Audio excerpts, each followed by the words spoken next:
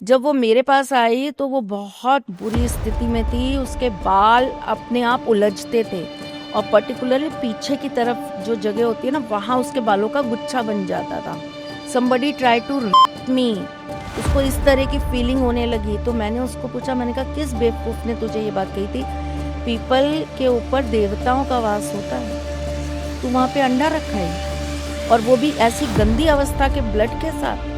ये देख रहे कि कामाख्या में ये होता है, कामाख्या में वो होता है। आपने कभी माँ की पीड़ा को समझने की कोशिश की? हम सुनते हैं कि उनके अंदर इतनी शक्ति होती है कि वो प्रेग्नेंट भी कर सकते हैं। हाँ हाँ, कर सकते, बेताल भी कर सकते। मैंने कभी बताया नहीं है, मैं आज आपको बता रहा हूँ। खबीस एक ऐसी एंटिटी है जिसकी डिमांड कैसी होती है पता है? पूजा के अंदर वो एक कुंवारी लड़की को लेते हैं और उसको निवस्त्र लिटा देते हैं घेरे के अंदर, सो कॉल्ड योनि पूजन का नाम देते हैं वो उसको। और उसके बाद में वहाँ पर कुछ लोग मौजूद होते हैं जिनको ये कहा जाता है कि टेक दैट प्रसाद। उस लेडी को ऐसा लग रहा है मेरे बगल में मेरा हस्बैंड खड़ा है और मुझे कह रहा है उठ, और वो उठ के देख रही है, पूछ रही है हाँ क्या हुआ, तो अचानक से गायब। अगर प्राइवेट पार्ट पे तिल है तो इसका मतलब मल्टीपल रिलेशनशिप का संकेत। इसलिए फिरोजा उनको प्रोटेक्ट कर रहा है किस चीज से? जो इतने सारे केसेस में वो हैं। देश के एक बहुत जाने माने नाम है जो एक काजल लगाते हैं अपनी आंखों के अंदर, जिससे पूरी दुनिया उनके सामने दीवाना होकर घूमती है। और वो काजल पता है किससे बनता है? उल्लू के कलेजे से सिद्धों के बनता है। तो आप ये देखो ना कि जितने भी लोग वहाँ से निकलते हैं उनमें से हर सीजन में से कोई ना कोई मरता जरूर। पीरियड ब्लड की बात होती है, क्या उसके जरिए भी वशीकरण हो सकता है?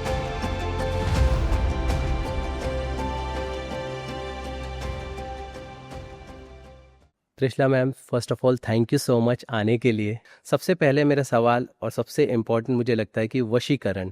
मुझे सबसे पहले ये बताइए कि असल क्या है, सच में क्या है वशीकरण, और कैसे क्या है? क्या वो ईर्ष्या है या सचमुच शत्रुओं को नाश करने की एक विद्या है? नहीं, वशीकरण जब पद्धति में लाया गया था, वशीकरण लाया गया था बेसिकली देवताओं को वशीकरण करने के लिए, है ना? क्योंकि सबसे मुश्किल जो होता था वो होता था देवताओं का वशीकरण। तो देवताओं को वशीकरण करने के लिए ही वशीकरण जो है निजात किया गया था। फिर वशीकरण के कहते हैं ना कि कोई भी चीज़ आती है, अब साइंस में अगर साइंस आई है तो फिर साइंस के भी पार्ट्स हो गए, फिजिक्स हो गया, केमिस्ट्री हो गई, बायोलॉजी हो गई। तो उसी तरीके से जब वशीकरण आया तो उसके बहुत सारे विभाजन हुए, जैसे ज्योतिष के भी बहुत सारे विभाजन हुए। तो उसी तरीके से वशीकरण जो है ये षष्ठ कर्म के अंदर आता है, उच्चाटन, मोहन, वशीकरण, इस तरीके से। तो वशीकरण अलग अलग सूत्रों पे, अलग अलग चीजों पे, अलग अलग रूप से वशीकरण का एक पूरा का पूरा मंत्र बताया गया, विधान बताया गया, अनुष्ठान बताया गया, और यह हमारे धर्म में सम्मिलित था। इसके अंदर देवताओं का वशीकरण अलग होता है, यक्षों का अलग होता है, पशुओं का अलग होता है, राक्षसों का अलग होता है, डाकनियों का, शाकनियों का अलग होता है, यक्षिणी का अलग होता है। इसी प्रकार से मनुष्य अलग है, राजा अलग है, इंद्र अलग है। तो वशीकरण एक हम शब्द बोल देते हैं वशीकरण, लेकिन वशीकरण के बड़ी सारे जो है ब्रांचेस हैं। तो आपको किस चीज की प्राप्ति के लिए क्या चाहिए, उसके लिए आपको ये एक विधि जो है वो फॉलो करनी पड़ेगी, है ना? अब लोगों ने इसको बड़ा हास का या बच्चों का खेल समझ लिया है। तांत्रिकों ने इसको बड़ी इजी पद्धति मान ली है कि वशीकरण, अरे फलानी लड़की चाहिए वशीकरण होता है, फलाना ये तेरे को ये चाहिए वशीकरण होता है। नहीं, ये सब बकवास बातें हैं, ये सब फालतू की बातें हैं। मनुष्य वशीकरण के अंदर भी मनुष्य वशीकरण केवल और केवल उन स्त्रियों को या उन पुरुषों को अलाउड होता था जो एक दूसरे के साथ किसी रिलेशनशिप में है, जिनका एक संबंध है एक दूसरे से, और किसी कारणवश उनका जो है उच्चाटन क्रिया कर दी गई है। उच्चाटन के बाद ही वशीकरण आता है ना। तो अगर किसी दो व्यक्ति जो एक विशेष रिश्ते में है, उसके रिश्ते में अगर उच्चाटन क्रिया कर दी गई है या उस व्यक्ति के ऊपर मोहन क्रिया का प्रयोग किया गया है, ओके, मोहन क्रिया।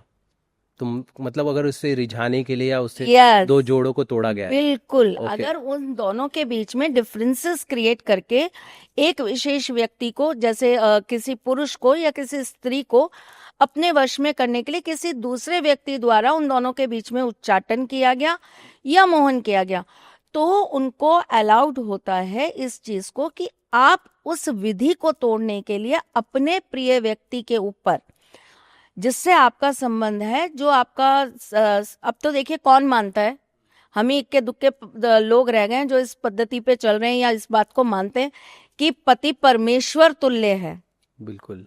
है ना। तो जो ये मानता है कि भाई पति परमेश्वर है मेरे, और उनके अलावा मेरी गृहस्थी नहीं है, उनसे ही मेरा सब कुछ है, मेरा सर्वस्व है, तो उनको ये करने की इजाजत दी गई थी।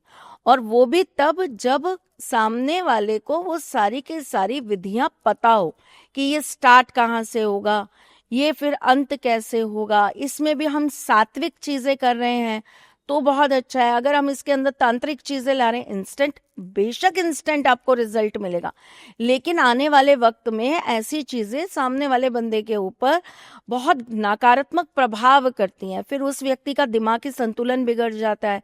ऐसा व्यक्ति अब तो देखिए, अब तो बहुत कॉमन हो गया, इसलिए मैं आपसे बात करूं, उस समय में तो किसी को पता ही नहीं होता था कि कैंसर नाम की कोई बीमारी भी है।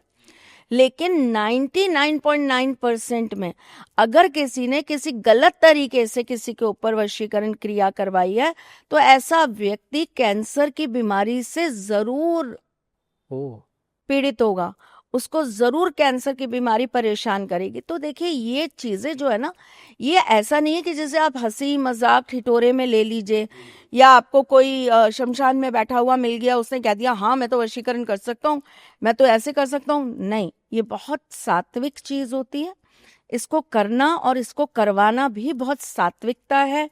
उद्देश्य पता होना चाहिए, अगर आपका उद्देश्य अच्छा है तो आप चीजें कर सकते हो, करवा सकते हो, लेकिन जेन्युइन इंसान होना चाहिए जिससे आप काम करा रहे हो। इस धरा पर एक सूक्ष्म जीवाणु का भी उससे नुकसान ना हो, तब आप वो क्रिया काम में लीजिए। तो इंटरनेट पे मैम ये जो लव रेमेडीज चल रही हैं कि ऐसा करिए और ऐसा, रेमेडीज इज समथिंग डिफरेंट। आप बात वशीकरण, स्पेशली एक वशीकरण की कर रहे हैं, तो वो एक अलग विधि है और उपाय एक अलग विधि है। ओके, तो उसमें अलग हो जाता है। उपाय में तो हम आपको बोल सकते हैं कि हल्दी का तिलक लगा के आप अपने प्रेमी के सामने जाके ये मंत्र या ये नंबर बोलते जाइए, तो आपका सामने वाले का आपके प्रति आकर्षण हो जाएगा। That is a remedy. Okay, ये उस वशीकरण में नहीं आता। ये वो वशीकरण में नहीं आता जिसकी आप बात कर रहे हैं। मैंने कहा ना, इसके बड़े सारे पार्ट्स हो गए, है ना। तो जब आप अगर ये कहते हैं कि मैरिज करने के लिए कोई कर रहा है, तो हाँ, हम उन बच्चों को इस चीज के लिए कहते हैं कि आपको फिर भी एक बार को किया हुआ ये कृत माफ हो जाएगा। अब कोई किसी के साथ लिव इन में रह रहा है 7 साल से, 8 साल से, 5 साल से, 2 साल से, मैं कहती हूँ 1 साल से भी किसी के साथ लिव इन में रह रहा है, और अचानक से सामने वाला ये कह देता है जी मेरे पेरेंट्स तो नहीं मान रहे इस शादी के लिए, तो आप 1 साल पहले भी लिव इन में क्यों आए? तो मैम ये मुझे ये बताइए कि जैसे आपने उच्चाटन की बात किया, मोहक की जो क्रिया की बात की आपने, तो ये क्या लीगल है? मतलब ये किस दायरे में आता है? ये लीगल तो देखो कुछ भी नहीं है। अगर हम बात लीगल की करें तो लीगल तो कुछ भी नहीं है, लेकिन अगर हम शास्त्र प्रमाण की बात करें तो जिनको ये विद्याएं आती हैं वो कब चुटकियों में ये विद्या कर जाएंगे आपको पता भी नहीं चलेगा। तो मैम ये कराना सही है क्या? मैं ये समझना चाहता हूँ। हमारे ज्योतिष के अंदर एक बात कही जाती है कि कोई भी चीज का फैसला आप दीन परिस्थिति को देखकर करते हैं।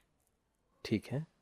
अगर आपके सामने, देखिए जैसे मैंने कहा पशु वशीकरण, ठीक है, अब कुछ साधक है, कुछ साधु हैं जो घने जंगलों में बैठकर पूजा कर रहे हैं, उनके पास में अगर कोई बहुत भयानक पशु आ गए या उनके इर्द गिर्द कोई ऐसी चीज आ गई, कोई ऐसा पशु आ गया जिससे वो फाइट नहीं कर सकते, उनके अंदर ताकत नहीं है उससे फाइट करने की, भालू आ गया, शेर आ गया, फाइट करने की हिम्मत नहीं है, कितना लड़ेंगे, कितना ताकत अपनी यूज करेंगे, झुंड का झुंड आपके पास अगर आ गया तो आप कैसे फाइट करोगे? नहीं कर सकते। तब उस स्थिति परिस्थिति में इंसान क्या करेगा? अपनी विद्या का ही प्रयोग करेगा ना। वो अपने सेफ के लिए, आप करने के लिए, आत्मरक्षा के लिए। जैसी दीन स्थिति है, दशा काल जैसा आपको आदेश दे रहा है, उससे अगर किसी को नुकसान नहीं होता तो कोई विद्या बुरी नहीं होती। कोई विद्या बुरी नहीं है। ओके मैम, आपके पास कोई ऐसे केसेस आते कि मैं उस व्यक्ति को पसंद करते हैं, हमें ऐसा करके दीजिए, तो आप क्या सलाह देती है या आप करती हैं वैसा कुछ? नहीं, देखिए हमारे पास जब ऐसे केसेस आते हैं तो पहली बात तो ये होती है कि आपको पूरी बात को गंभीरता से सुनना होता है। जैसे अभी रिसेंटली मेरे पास एक केस था, आपके बॉम्बे का ही था, इंडस्ट्री का ही था, और बड़े अच्छे फेस है इंडस्ट्री का जो जो आई थी मेरे पास।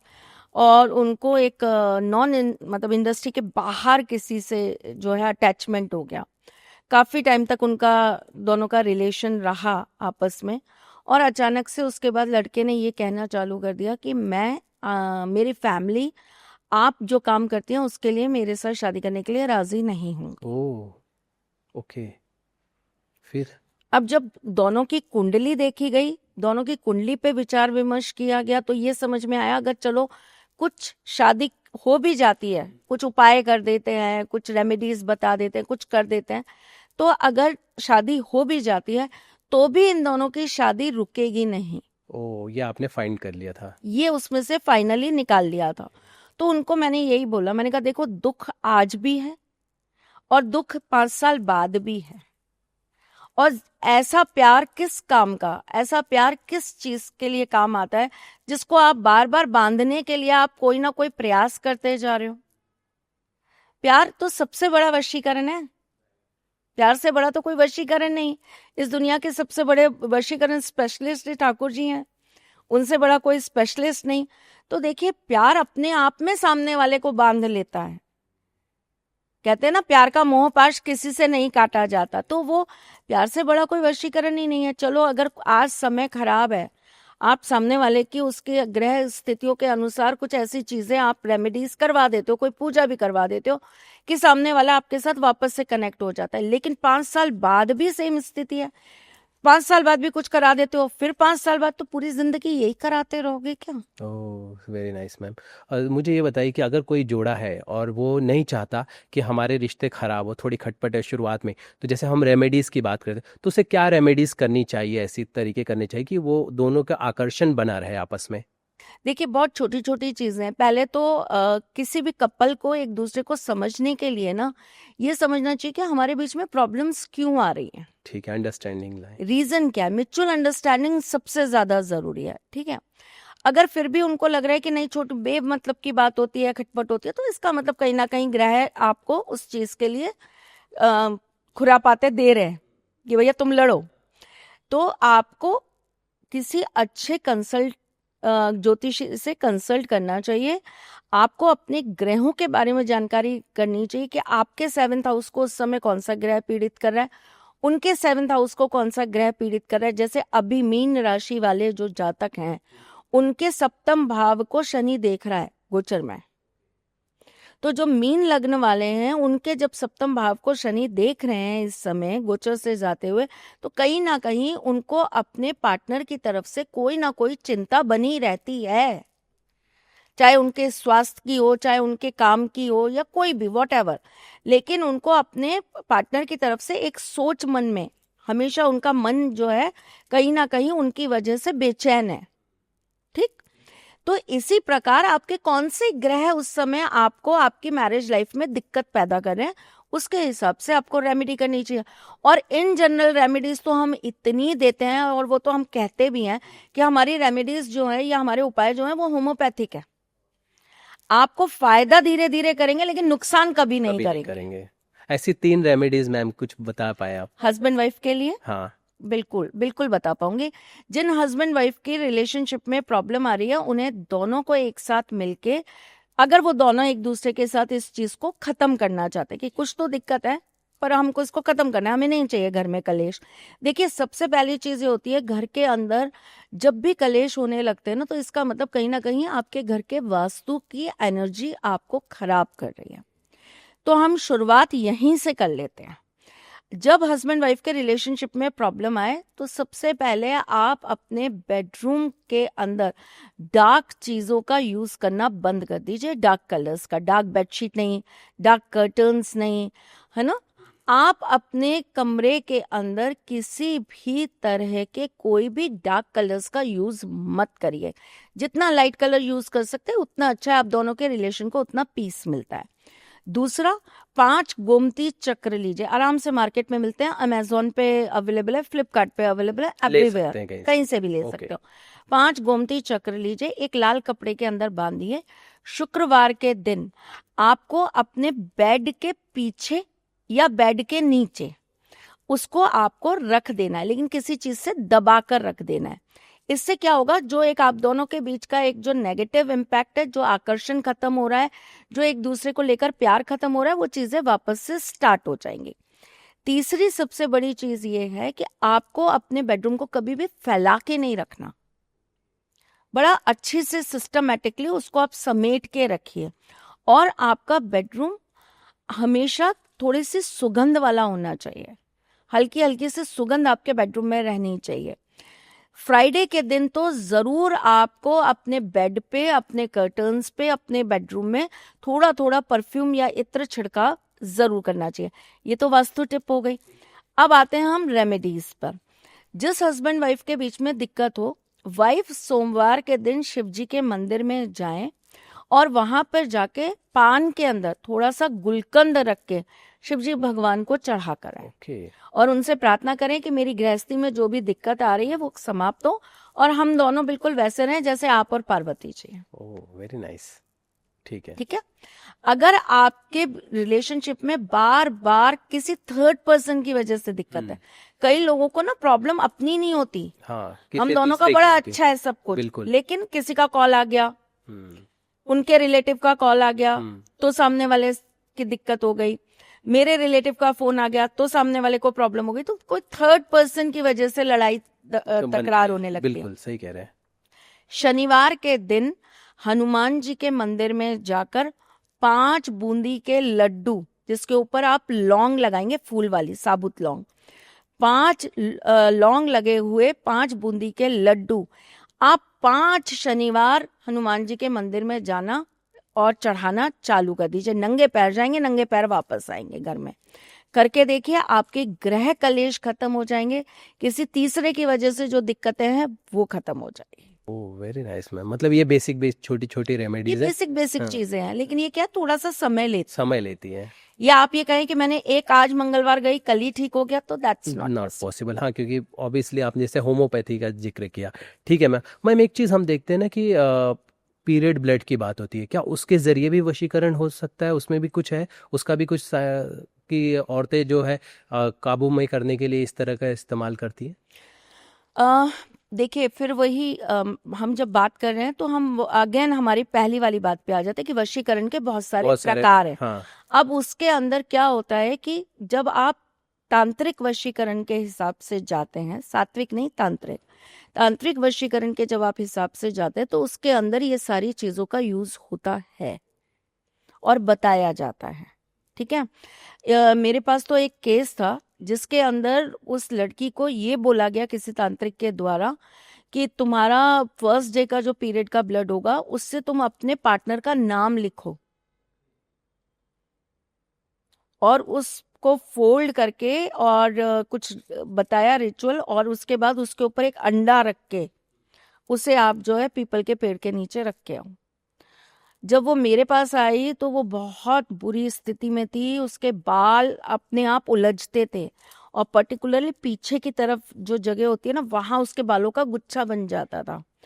रात रात भर सो नहीं पाती थी। अच्छा, जिस महिला ने ये किया था? जिसने किया था पूरी रात सो नहीं पाती थी, उसको ऐसा लगता था जैसे मेरे पास कोई है, somebody tried me, उसको इस तरह की फीलिंग होने लगी। तो मैंने उसको पूछा, मैंने कहा किस बेवकूफ ने तुझे ये बात कही थी?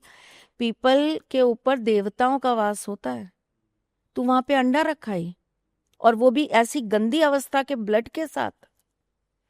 और तांत्रिक उसको क्या इस बात का प्रमाण दे रहा है कि इसको क्यों बुरा मानते हो, ये तो सबसे बड़ी शक्ति का स्रोत है और दुनिया के सबसे जितने बड़े तांत्रिक है, अगर ये चीज इतनी बुरी होती तो वो कामाख्या जाकर क्यों बैठते? वो कामाख्या के ब्लड का कपड़ा क्यों यूज करते? लोग क्यों उसको अपने गले में रख के चलते, ताबीज बना के? लोग उससे बड़ी बड़ी सिद्धियां, बड़ी बड़ी पूजा क्यों करते? तो देखिए, पहली बात तो मैं एक चीज बता दूं, आप एक नॉर्मल स्त्री हैं, आप कभी भी आदि शक्ति की तुलना अपने साथ नहीं कर सकते। जो तांत्रिक आपको अगर इन चीजों का उदाहरण देकर ये कहते हैं ना कि भगवान का वो जगह जहां पर 4 दिन माँ रजस्वला से होती हैं, वहां दरवाजे पट बंद होते हैं, तो पहले तो आप वो देवी बन के दिखाइए कि आपके दर पर उस 4 दिन में कोई आए और आपके आशीर्वाद से उसकी जिंदगी तर जाए। आपके राइट। पास है वो शक्ति? सही बात है। पहली बात। पहली बात। फिर दूसरी बात, आप सिर्फ एक चीज को वहां पर काउंट कर रहे हैं। आप ये देख रहे हैं कि कामाख्या में ये होता है, कामाख्या में वो होता है। आपने कभी माँ की पीड़ा को समझने की कोशिश की? आपने उस दर्द को समझने की कोशिश की कि माँ वहां तक पहुंची कैसे? उस स्टोरी से कभी अपने आप को कनेक्ट किया? आप अपने देह को त्याग पाएंगे अगर आपके पति का आपके सामने कोई बुरा बोल रहा होगा, आपके पति के बारे में कोई 4 बात बुरी बोलेगा, तो क्या आप उसी समय उसके हवन कुंड में कूदकर आत्मदाह कर पाएंगी? इतनी इजीली कैसे कनेक्ट कर सकते हैं हम अपने आप को देवी देवताओं से? हम लायक हैं देवी देवता बनने के? हम उनके पुजारी बनने के लायक नहीं, हम उनके भक्त बनने के लायक नहीं। हमें इतनी गलतियां हैं तो हम कैसे कनेक्ट कर लेते? बड़ी इजीली लोग बोल देते हैं, अरे शिव जी भी तो जो है धतूरा खाते हैं, वो भी तो भांग पीते हैं, वो भी तो नशे में रहते हैं, वो भी तो चिल्लम लगाते हैं। अरे भगवान शिव की तुलना तुम रख सकते हो हलाल अपने गले में? है आपकी कैपेसिटी? हलाहल छोड़िए, अगर एक इतना सा फिनाइल भी आपके गले में रख दिया जाए ना तो आपको दिक्कत हो जाएगी। कितने तो कॉन्शियस होके घूमते हो, ये नहीं खाएंगे, ऐसा नहीं खाएंगे, नहीं ये सब्जी नहीं, ये सब्जी, सब्जी 10 बार धो। आप खा सकते हो धतूरा? आपकी बॉडी एक्सेप्ट करेगी धतूरा खाना? तो आप उस आदि शक्ति के साथ अपने आप को इतनी जल्दी कनेक्ट कैसे कर सकते हो? पहले तो ये मानो कि अगर हमारे पास ये सब होता तो हम ये उस तांत्रिक की जरूरत क्या पड़ती? माँ कब गई किसी तांत्रिक के पास? तांत्रिक जाते हैं माँ के पास बल लेने के लिए, साधना करने के लिए, शक्ति लेने के लिए। माँ कब गई किस तांत्रिक के पास? क्या हुआ मैम उस महिला का? तो उसके साथ अब उन्होंने जो ये पूरा क्रिया करी, उन्होंने जो ये सारी चीजें करी, उसमें से कोई एक एंटिटी उनके साथ में जुड़ आ गई थी। और वो इतनी गंदी तरीके से जुड़ के आई थी ना कि उसको हटाना या उसको तोड़ना बड़ा मुश्किल काम था। अब आप खुद सोचिए कि आप ऐसी चीजों को यूज करते क्यों हैं जिससे कोई गलत चीज हो जाए। मैंने एक बार एक किसी शो के अंदर यही सेम चीज समझाने की कोशिश की थी कि तांत्रिक बोलते हैं बट आप लोग ये चीजें मत करिए। तो मेरी सिर्फ उतना सा कि पीरियड के ब्लड से वशीकरण होता है, इतनी सी क्लिप निकाल के और लोगों ने बताया कि ये पीरियड से वशीकरण करना बताती हैं। अच्छा, ये उल्टा है। तो पहले तो देखिए पॉडकास्ट है, आप पॉडकास्ट को पूरा सुनिए, उसमें से आप 2 सेकंड की, 5 सेकंड की या 10 सेकंड की क्लिप निकाल कर सिर्फ एक वर्ड मत पकड़िए। हम तो बहुत सारे विषयों पे बात करते हैं, हम तो बहुत सारी चीजों पे चर्चा करते हैं। आप मुझसे पूछ रहे तो मैं आपको बता रही हूँ। हाँ होता है, बताने वाले बताते हैं, करवाने वाले करवाते हैं, लेकिन इस चीज का नकारात्मक प्रभाव बहुत ज्यादा है। तो अगर आप पर्सनली मुझसे पूछेंगे कि ये विधि सही है तो मैं कहूंगी नहीं, ये विधि आपको आज या आने वाले भविष्य में आपका सर्वनाश ही करके जाएगी। कुछ टाइम के लिए आपको जरूर कुछ पल के लिए अगर आप उसको पा भी लोगे तो आप उसकी मृत्यु का कारण बन जाओगे। फिर उसके बाद कि आपने तांत्रिक वशीकरण की बात की, और सबसे डेंजरस क्या कौन से तांत्रिक वशीकरण है जिससे आम इंसान को दूर रहना चाहिए और हम बहुत ज़्यादा सुनते हैं या उसके बारे में ज़्यादा बातें नहीं, अगर आप प्लीज़ बता पाए। मैं एक और आपको बताती हूँ, वो तो आपके बॉम्बे में ही काम ज्यादा करते हैं, एक है पंडित है तांत्रिक, आई डोंट नो कौन है वो। वो क्या करते हैं, वो एक तरह की विशेष पूजा कराते हैं और उस पूजा के अंदर वो एक कुंवारी लड़की को लेते हैं और उसको वो जो है निवस्त्र लेटा देते हैं घेरे के अंदर, है ना, और सो कॉल्ड योनि पूजन का नाम देते हैं वो उसको। आई डोंट नो कहाँ से लाते हैं ये लोग ऐसी चीजें, मुझे समझ नहीं आता। और उस योनि पूजन के अंदर वो बकायदा दूध से दही से सब पूजन करवाते हैं, और उसके बाद में वहां पर कुछ लोग मौजूद होते हैं जिनको ये कहा जाता है कि टेक दैट प्रसाद। गंदगी, भयंकर गंदगी, कैन यू इमेजिन? क्या मिलेगा मैम इसे ऐसा करने से? जो ये पूजा करवा रहा होता है वो, उसको यश मिलेगा, मान मिलेगा, कीर्ति मिलेगी, पैसा मिलेगा, आई डोंट नो क्या क्या मिलेगा। और मैं कहती हूँ ऐसी गंदी क्रिया करवा के आपको जो कुछ भी मिलेगा ना, सब बेकार। पर मैम है ऐसा शास्त्र में ऐसी पूजाएं हैं कि ये पता नहीं कौन सा शास्त्र पढ़ते, कहाँ से पढ़ते, मैंने तो इतनी किताबें पढ़ी, मुझे तो कभी ये चीजें मिली नहीं। माँ का भी जो हम माँ कामाख्या में भी जो पूजन करा जाता है, माँ के जो योनि रूप में जब माँ वहां विद्यमान मानी जाती है, तो वहां तो इस तरह का कोई पूजन नहीं करवाया जाता। ये कौन आते हैं तांत्रिक जो ये कहते हैं कि आपका विशेष, अरे लोगों की आप जब मैं सुनती हूँ ना तो मुझे इतना अजीब लगता है, और कोई इस पे बात ही नहीं करता, कोई इस पे चर्चा ही नहीं करता, कोई इन लोगों के खिलाफ नहीं बोलता। क्यों? क्योंकि ये सामने नहीं है, फेसेस नहीं है, पॉपुलर नहीं है, ये सोशल मीडिया पे नहीं दिखेंगे ये लोग आपको। ये एक एक क्रिया का इतना पैसा ले लेते हैं कि इनका साल भर का काम हो जाता है। Got my point? तो इनकी अलग ही एक अपनी संस्था चल रही है। अब जैसे मैं आपको इसके अंदर ही एक चीज बताती हूँ। एक बच्ची है, उससे मेरा संपर्क हुआ, तो उसने मुझसे बात करी कि मेरा बॉयफ्रेंड मुझे छोड़कर चला गया। ठीक है, ठीक है, बॉयफ्रेंड छोड़ के चला गया। अब नेचुरल बात है कि वो बॉयफ्रेंड चाहिए। मैं थोड़ी सी है ना स्ट्रिक्ट हूँ, तो कहते हुए थोड़ी सी लड़कियां, माँ आप देखो आपको ठीक लगता है कि वो आएगा तो ठीक रहेगा, इस तरह से बात करती हैं। हक से नहीं कहती हैं कि नहीं माँ मुझे तो चाहिए, मुझे तो यही चाहिए, आप तो यही मेरे को करके दो। उनका इंटेंशन, क्योंकि उनको कहीं ना कहीं उनको पता है कि अभी मैं डांट लगा दूंगी कि जो छोड़ के चला गया वो तेरा था ही कब, क्यों उसके पीछे जिंदगी बर्बाद करनी। क्या पता ईश्वर ने कुछ अच्छा लिखा होगा। कुंडली में तो ये होता है ना कि आपके 2 रिलेशन या 3 रिलेशन टूटेंगे तभी आपका रिलेशन बनेगा। जैसे अभी एक मेरे पास एक बच्चा था जिसकी कुंडली थी, उसके 6 विवाह के योग थे। 6 विवाह के। अब विवाह जब लिखा गया था बेटा जी, तब विवाह में ये थोड़ा ना था कि आप किसी के साथ रिलेशन में रहोगे तो उसको भी विवाह माना गया है। विवाह के भी तो अलग अलग प्रकार हैं। तो आप किसी के साथ लिव इन में रहोगे तो वो भी तो एक तरह का विवाह हो गया।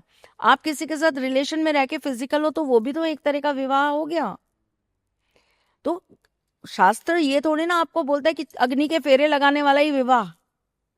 मतलब आपके जीवन में 6 लोगों का आना लिखा है, और आपका जो छठा रिलेशन होगा वो लॉन्ग रन में आपके साथ चलेगा। जब उनकी मेरी बात हुई तो उसने बोला हाँ माँ ये मेरा छठा ही रिलेशन है। ये कुंडली में था, उसकी कुंडली में था। अब वो जब मुझसे पास्ट के लिए बात करने लगा तो मैंने उसको वहीं रोक दिया। मैंने कहा मुझे तेरे पास्ट से कोई लेना देना नहीं, मुझे बात भी नहीं करनी तेरे पास्ट के बारे में। मतलब वो एक तरीके से मुझे सफाई देने लगा कि माँ मुझे जज करेंगी कि मेरे क्यों रहे लास्ट रिलेशन और ये वो। मैंने कहा मैं किसी को जज नहीं करूंगी। बीइंग एन एस्ट्रोलॉजर, जब हम ये मानते हैं कि एक 11 साल का बच्चा जब किसी का खून करने जाता है तो उसके अंदर उसकी बुद्धि खुद की नहीं होती, उसके अंदर वो अग्रेशन होता है। उस समय उसके अंदर एक अलग सी जो है आग लगी होती है। उस समय उसके अंदर एक अलग सा जुनून चढ़ा होता है जो उससे ये काम करा देता है। तो हमारे लिए तो वो रिसर्च पॉइंट ये हो जाता है कि ऐसा कौन सा ग्रहों का कॉम्बिनेशन उसके साथ उस समय काम करा रहा था जो उससे ये काम करवा दिया। ऐसा क्या वो अपने पास से लेकर आया था जिस वजह से उसने ये काम कर दिया। ऐसा कौन सा कार्मिक रिलेशन था जो उस व्यक्ति की मृत्यु इतने छोटे से बच्चे के हाथ से होनी थी। तो हम वो पॉइंट्स थोड़ा सा ढूंढने की कोशिश करते हैं बजाय इसके कि हम जज थोड़े ना। तो मेरे पास एक बच्ची आई थी जिसको एक अच्छा मेरे पास आई तो मैंने उसको साफ मना कर दिया। मैंने कहा देख ये तेरा कार्मिक रिश्ता था, ये लड़का जाएगा, पक्का जाएगा, उसको जाने दे। और अगर ये आता भी है तो ये तेरे को यूज करेगा, और जब जब इसको जरूरत होगी ये तुझे यूज करेगा, लेकिन ये तुझसे शादी कभी नहीं करेगा।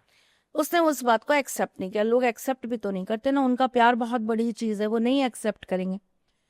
वो एक तांत्रिक के पास चली गई। उस तांत्रिक ने उसको बोला कि ठीक है एक काम करना, अमावस के दिन मैं तुम्हारे लिए क्रिया करूंगा और तुम अमावस के दिन एक ही कलर का कपड़ा पहन के अंदर से बाहर तक, पहले तो बीइंग अ फीमेल, आपको जब कोई मेल ये बात कह रहा है कि तुम एक कलर का कपड़ा ऊपर से लेके नीचे तक, अंदर से लेके बाहर तक पहन के आओ, आपको उसको वहीं स्टॉप कर देना चाहिए। ऐसी कौन सी पूजा होती है, ऐसी कौन सी क्रिया होती है, कौन से मंदिर के बाहर ये लिखा होता है कि आप यही कलर का कपड़ा पहन के आओगे तो भगवान आपको दर्शन देंगे वरना नहीं देंगे? ये जरूर लिखा होता है कि आप सभ्य में आओगे, आप धोती कुर्ते में आओगे, आप साड़ी में आओगे तो मंदिर में प्रवेश आपके लिए अलाउ है। पर ये कब कहा जाता है आपसे कि आप इनर गारमेंट्स भी रेड पहन के आओगे, साड़ी भी रेड पहन के आओगे तभी आप अंदर आ सकते हो? ये कौन से मंदिर के बाहर लिखा है?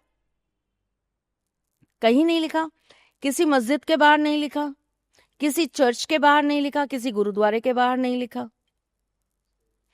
तो जब पहले आपको वहीं स्टॉप कर जाना चाहिए, जब कोई आपसे इतना ज्यादा इंटरनल चीजों पर बात कर रहा है वहीं स्टॉप कर दीजिए। ऐसी कोई पूजा नहीं होती।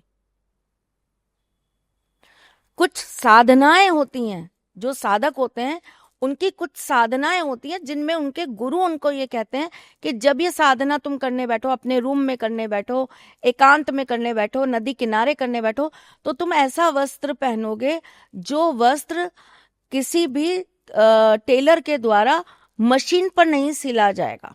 ओके। सिला हुआ वस्त्र पहनकर आप नहीं करोगे। तो उसके लिए देखिए, जब जेंट्स होते हैं वो क्या करते हैं, वो धोती और ऊपर से गमछा डाल लेते हैं, बनियान भी नहीं पहनते, है ना। कुछ साधनाएं ऐसी होती है जिनमें पर्टिकुलर ये बोला जाता है कि वुलन पहनिए। अच्छा। कुछ साधनाएं ऐसी होती है जिनके अंदर कहा जाता है कि कॉटन ही पहनेंगे, मलमल ही पहनेंगे।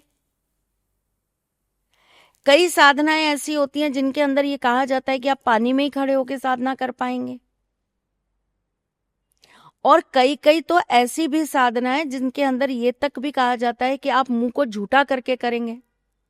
गणेश जी की ही एक पूजा होती है, तांत्रिक गणेश जी की, जिसके अंदर कहते हैं कि मुंह के अंदर आप कुछ रखिए, लौंग रखिए, इलायची रखिए और फिर बैठकर आप जो है उनके मंत्र का जाप करिए। फिर मैम वो महिला के साथ क्या हुआ?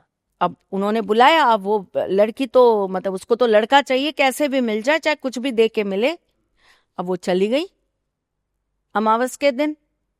अब वो उनको एक एक करके चीजें उनको बोलनी स्टार्ट की। मुझको तो बोलने में भी शर्म आती है, मैं तो बोल भी नहीं सकती हूँ। एक एक करके उन्होंने चीजें बोलनी स्टार्ट की कि ये क्रिया होगी तो ये हटाना, ये क्रिया होगी तो ये हटाना, ये क्रिया होगी तो ये हटाना। अब जब सब कुछ हो गया तब वो फिर वापस से हमारे पास आई कि मेरा तो काम भी नहीं हुआ और मेरे साथ ये चीजें हो गई। तो देखिए, बताने वाला आपको क्या बता रहा है ना, ये उसकी अपनी मानसिकता है। लेकिन आपको कितनी चीजों को सही तरीके से लेना है या नहीं लेना है, ये आपकी मानसिकता है। कोई जोर जबरदस्ती आपके ऊपर नहीं होती किसी चीज की। और किसी भी चीज को पाने के लिए इस हद तक पागल मत हो जाइए कि आपको उसके लिए गलत से गलत काम करना पड़े। मैं एक बहुत बड़ी चीज को हमेशा मानती हूँ, मैं लोगों से ना, आपको पता है मेरी फोन फीस बहुत कम है और मेरी मिलने की फीस उससे 10 गुना ज्यादा है। ओके, ऑब्वियस है। इसलिए नहीं कि मैं उतने में लोगों से मिलने, मेरे को क्यों मिलना है, आपको क्यों आना है मेरे पास? आप फोन पे बात करो ना मुझसे, आप ले लो सारे समाधान। आप ले लो सारे समाधान फोन पे। आजकल इतना इजी चीजें रह गई हैं, आराम से आप बैठकर बात करो। फिर भी किसी को लगता है नहीं मैम हमको तो आना ही है, हमें तो मिलना ही है, आप फोन पे बात करो। कितने आयोजन होते हैं मेरे यहाँ, कितनी पूजाएं होती हैं, जन्माष्टमी, शिवरात्रि, नाना प्रकार के आयोजन होते रहते हैं। आओ पूजा में शामिल हो, पैसे भी नहीं देने पड़ेंगे, फ्री में आओगे और आराम से मुझसे मिल भी लोगे। अच्छा मैम, एक चीज़ मुझे बताइए कि जैसे हम ये तो लव का हमने समझा, जॉब को लेकर भी बॉसेस की बात हो या अपने मालिक की बात हो, वहाँ भी लोग देखते हैं वशीकरण जैसी चीज़ों का सहारा लेते हैं। तो वो उसके बारे में क्या कहेंगे? क्या वहाँ कोई सिंपल रेमेडीज़ है जो आप बता सके, या ये करना सही है नहीं है, प्लीज़? देखिए, करना तो वशीकरण करना तो मैं तो एक तरीके से ये बोलती हूँ, वशीकरण बहुत हाई लेवल चीज है ना।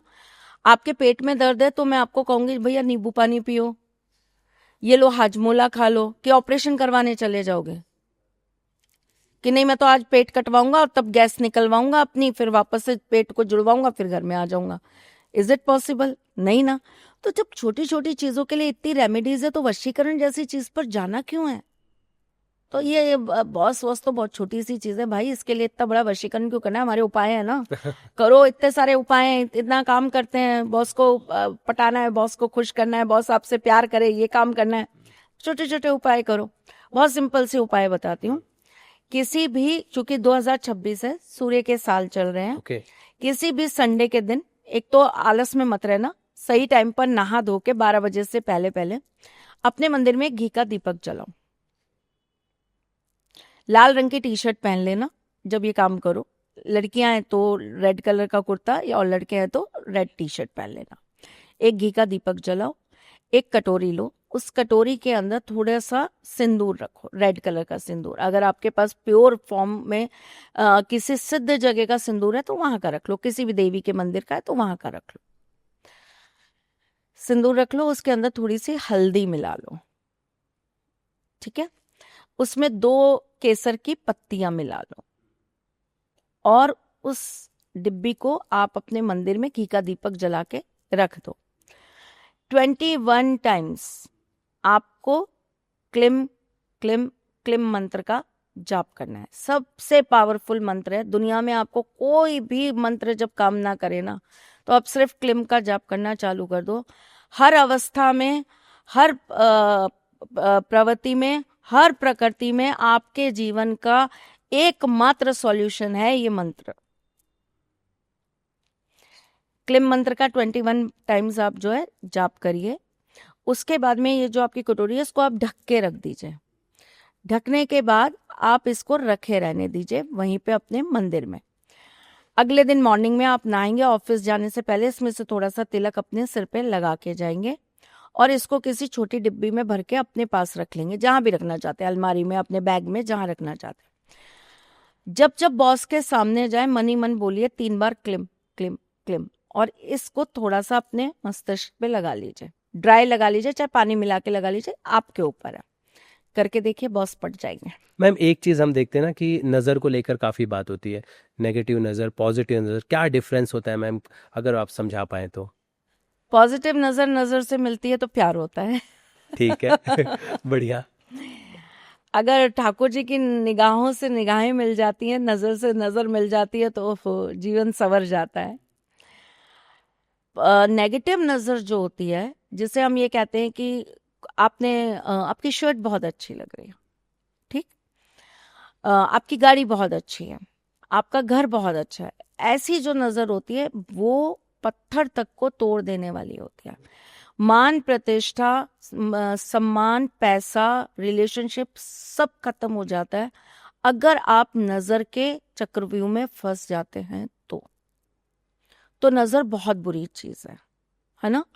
और इसीलिए हमारी संस्कृति के अंदर आप ये देखिए, छोटे से छोटे बच्चे से लेके बड़े से बड़े व्यक्ति तक, उनके घर की कोई ना कोई स्त्री, माँ, बहन, बेटी, बुआ, इवन पत्नी, जरा सा कुछ होता है, आज आंखें आपकी थोड़ी सी ऐसी लग रही हैं, लाओ नजर उतार देती हूँ, नजर लग गई।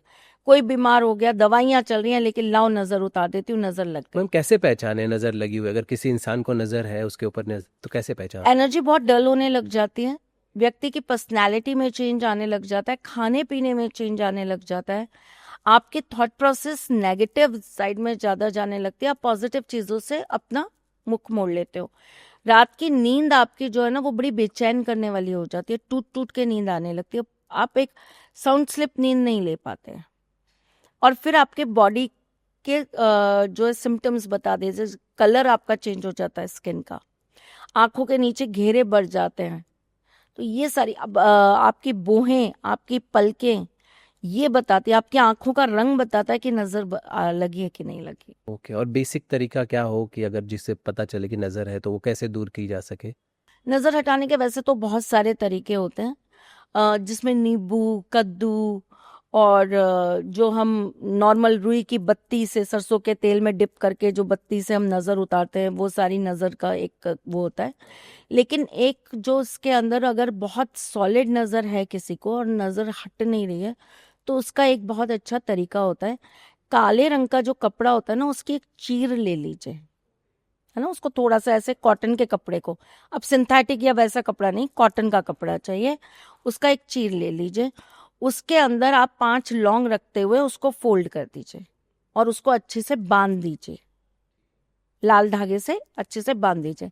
जिस व्यक्ति पे नजर लगी है उस व्यक्ति के ऊपर से 7 बार क्लॉकवाइज और 1 बार एंटी क्लॉकवाइज घुमा के उसको घर से बाहर ले जाके कपूर के साथ जला दीजिए। घर के बाहर कहीं भी आप जला सकते हैं। ओके मैम, एक चीज़ हम देखते हैं ना कि रास्तों पर बहुत ज़्यादा ये चीज़ें की जाती है कि 4 रास्तों पर रोटी डाली गई है, ये तो इसका क्या, ये क्या टोटका होता है मैम ये? नहीं, रोटी डाली गई है, रोटी तो कोई टोटका नहीं अच्छा, है, रोटी में भी नहीं टोटका है। अच्छा, रोटी में कोई टोटका नहीं होता, टोटका होता है नींबू से। नींबू से, हाँ, जो काट कर। अब टोटके में भी 2-3 चीजें होती हैं। देखिए क्या होता है, कुछ टोटके होते हैं जैसे नींबू, अब आप नजर की बात कर रहे थे, अगर हम नजर की बात करें तो नींबू को सर पे से वार के 4 फाड़ियों में काट के भी चौराहे पे छोड़ा जाता है नजर उतारने के लिए। लेकिन अगर ये कोई और व्यक्ति इस पे पैर रख जाएगा या वहां से गुजर जाएगा तो ये उसको इफेक्ट नहीं करेगी, अच्छा, उसको इफेक्ट नहीं करेगा, लोग जो डरते हैं कि ओके। ये उसको इफेक्ट नहीं करेगी। लेकिन कुछ पर्टिकुलर चीजें होती हैं जो करी जाती है प्रैक्टिस करके, और फिर नींबू को छोड़ दिया जाता है ताकि वो किसी और के ऊपर ट्रांसफॉर्म हो जाए, क्योंकि वो चीजें नष्ट नहीं हो सकती, खत्म नहीं हो सकती। ये वो कौन सी एंटिटी ऐसी हैं ओके, जिनको आप डिस्ट्रॉय नहीं कर सकते, ये जैसे जो चिराग वाला है। ओके, चिराग वाला क्या है ये मैम? देखा नहीं आपने, चिराग से निकलता है, अच्छा, वो जिन नाम जिन, नहीं लेना। अच्छा सॉरी। तो उसको आप ना खत्म नहीं कर सकते, वो खत्म नहीं होता, वो ट्रांसफॉर्म होता है। ब्रह्म राक्षस समाप्त नहीं होता, ट्रांसफर होता है। चमरदेव खत्म नहीं होता, ट्रांसफर होता है। बेताल खत्म नहीं होता, उसको सिर्फ और सिर्फ माँ ही खत्म कर सकती है, माँ ही उसकी बलि ले सकती है, कोई और उसकी बलि नहीं ले सकता। वो खत्म नहीं होता, वो ट्रांसफर होता है। तो ये एक हाईएस्ट फॉर्म ऑफ एंटिटीज हैं जो खत्म नहीं होती, ये ट्रांसफर होती हैं। नजर और ये सब जो चीजें होती है ना, ये तो क्या है, तुरंत स्वाहा हो जाती हैं, तुरंत चली जाती हैं। और चौराहा जो होता है ना, चौराहे पे बेसिकली क्षेत्रपाल वास करते हैं। जितने भी चौराहे, अब तो चौराहे ही अलग अलग तरीके के होने लग गए। अगर आप बहुत पुरानी बात करें और अगर आप महाराष्ट्र से ही हैं पर्टिकुलर, तो आप थोड़ा सा अपना पुराना गांव वाँव का अगर सीन याद करेंगे, अब वैसे तो पूरे हमारे देश में वैसे ही गांव होते थे, पर अगर आप अपना थोड़ा सा कल्चर याद करेंगे तो जो चौराहे होते थे ना, उसके ऊपर एक देवता बैठाए जाते थे, एक छोटा सा ऐसे करके, चाहे खाली, उसके अंदर कोई मूर्ति नहीं है, लेकिन एक ऐसा बस मंदिर सा बना दिया जाता था, ट्रायंगल, याद है। और पर्टिकुलर जब कुछ त्योहार होते हैं तो वहां जाकर एक दिया लगा दिया जाता है उस जगह पे, उन्हें क्षेत्रपाल कहा जाता है, वो हमारी रक्षा के लिए होते हैं। ओके, तो ये टाइप्स है डिफरेंट डिफरेंट, और इन्हें कहते हैं ये देवता ही देवता। देवताओं की कैटेगरी में आते हैं, अच्छा। क्षेत्रपाल जो आते हैं वो देवताओं की कैटेगरी में आते हैं, वो हमारी हर चीज से रक्षा करते हैं, नजर, बाधा, तंत्र मंत्र, हर चीज से कोई बुरी एंटिटी हमारे उसके अंदर प्रवेश नहीं कर पाएगी, उस चौराहे को लांग नहीं पाएगी, है ना। मैं आपको इसके ऊपर एक इंसिडेंट बताती हूँ। मैं एक जगह का वास्तु करने गई थी और वो घर जो था वो ट्रायंगल पे बना हुआ था, तिराहे पर। और उस तिराहे पे जैसे ही सामने वो था, वहां पे बिल्कुल ऐसा ही उन्होंने एक वो बना रखा था। अब उस घर में जो उनका बेटा बहू था वो दोनों जॉब करते थे और बाकी जो अंकल आंटी थे वो अपने घर में रहा करते थे।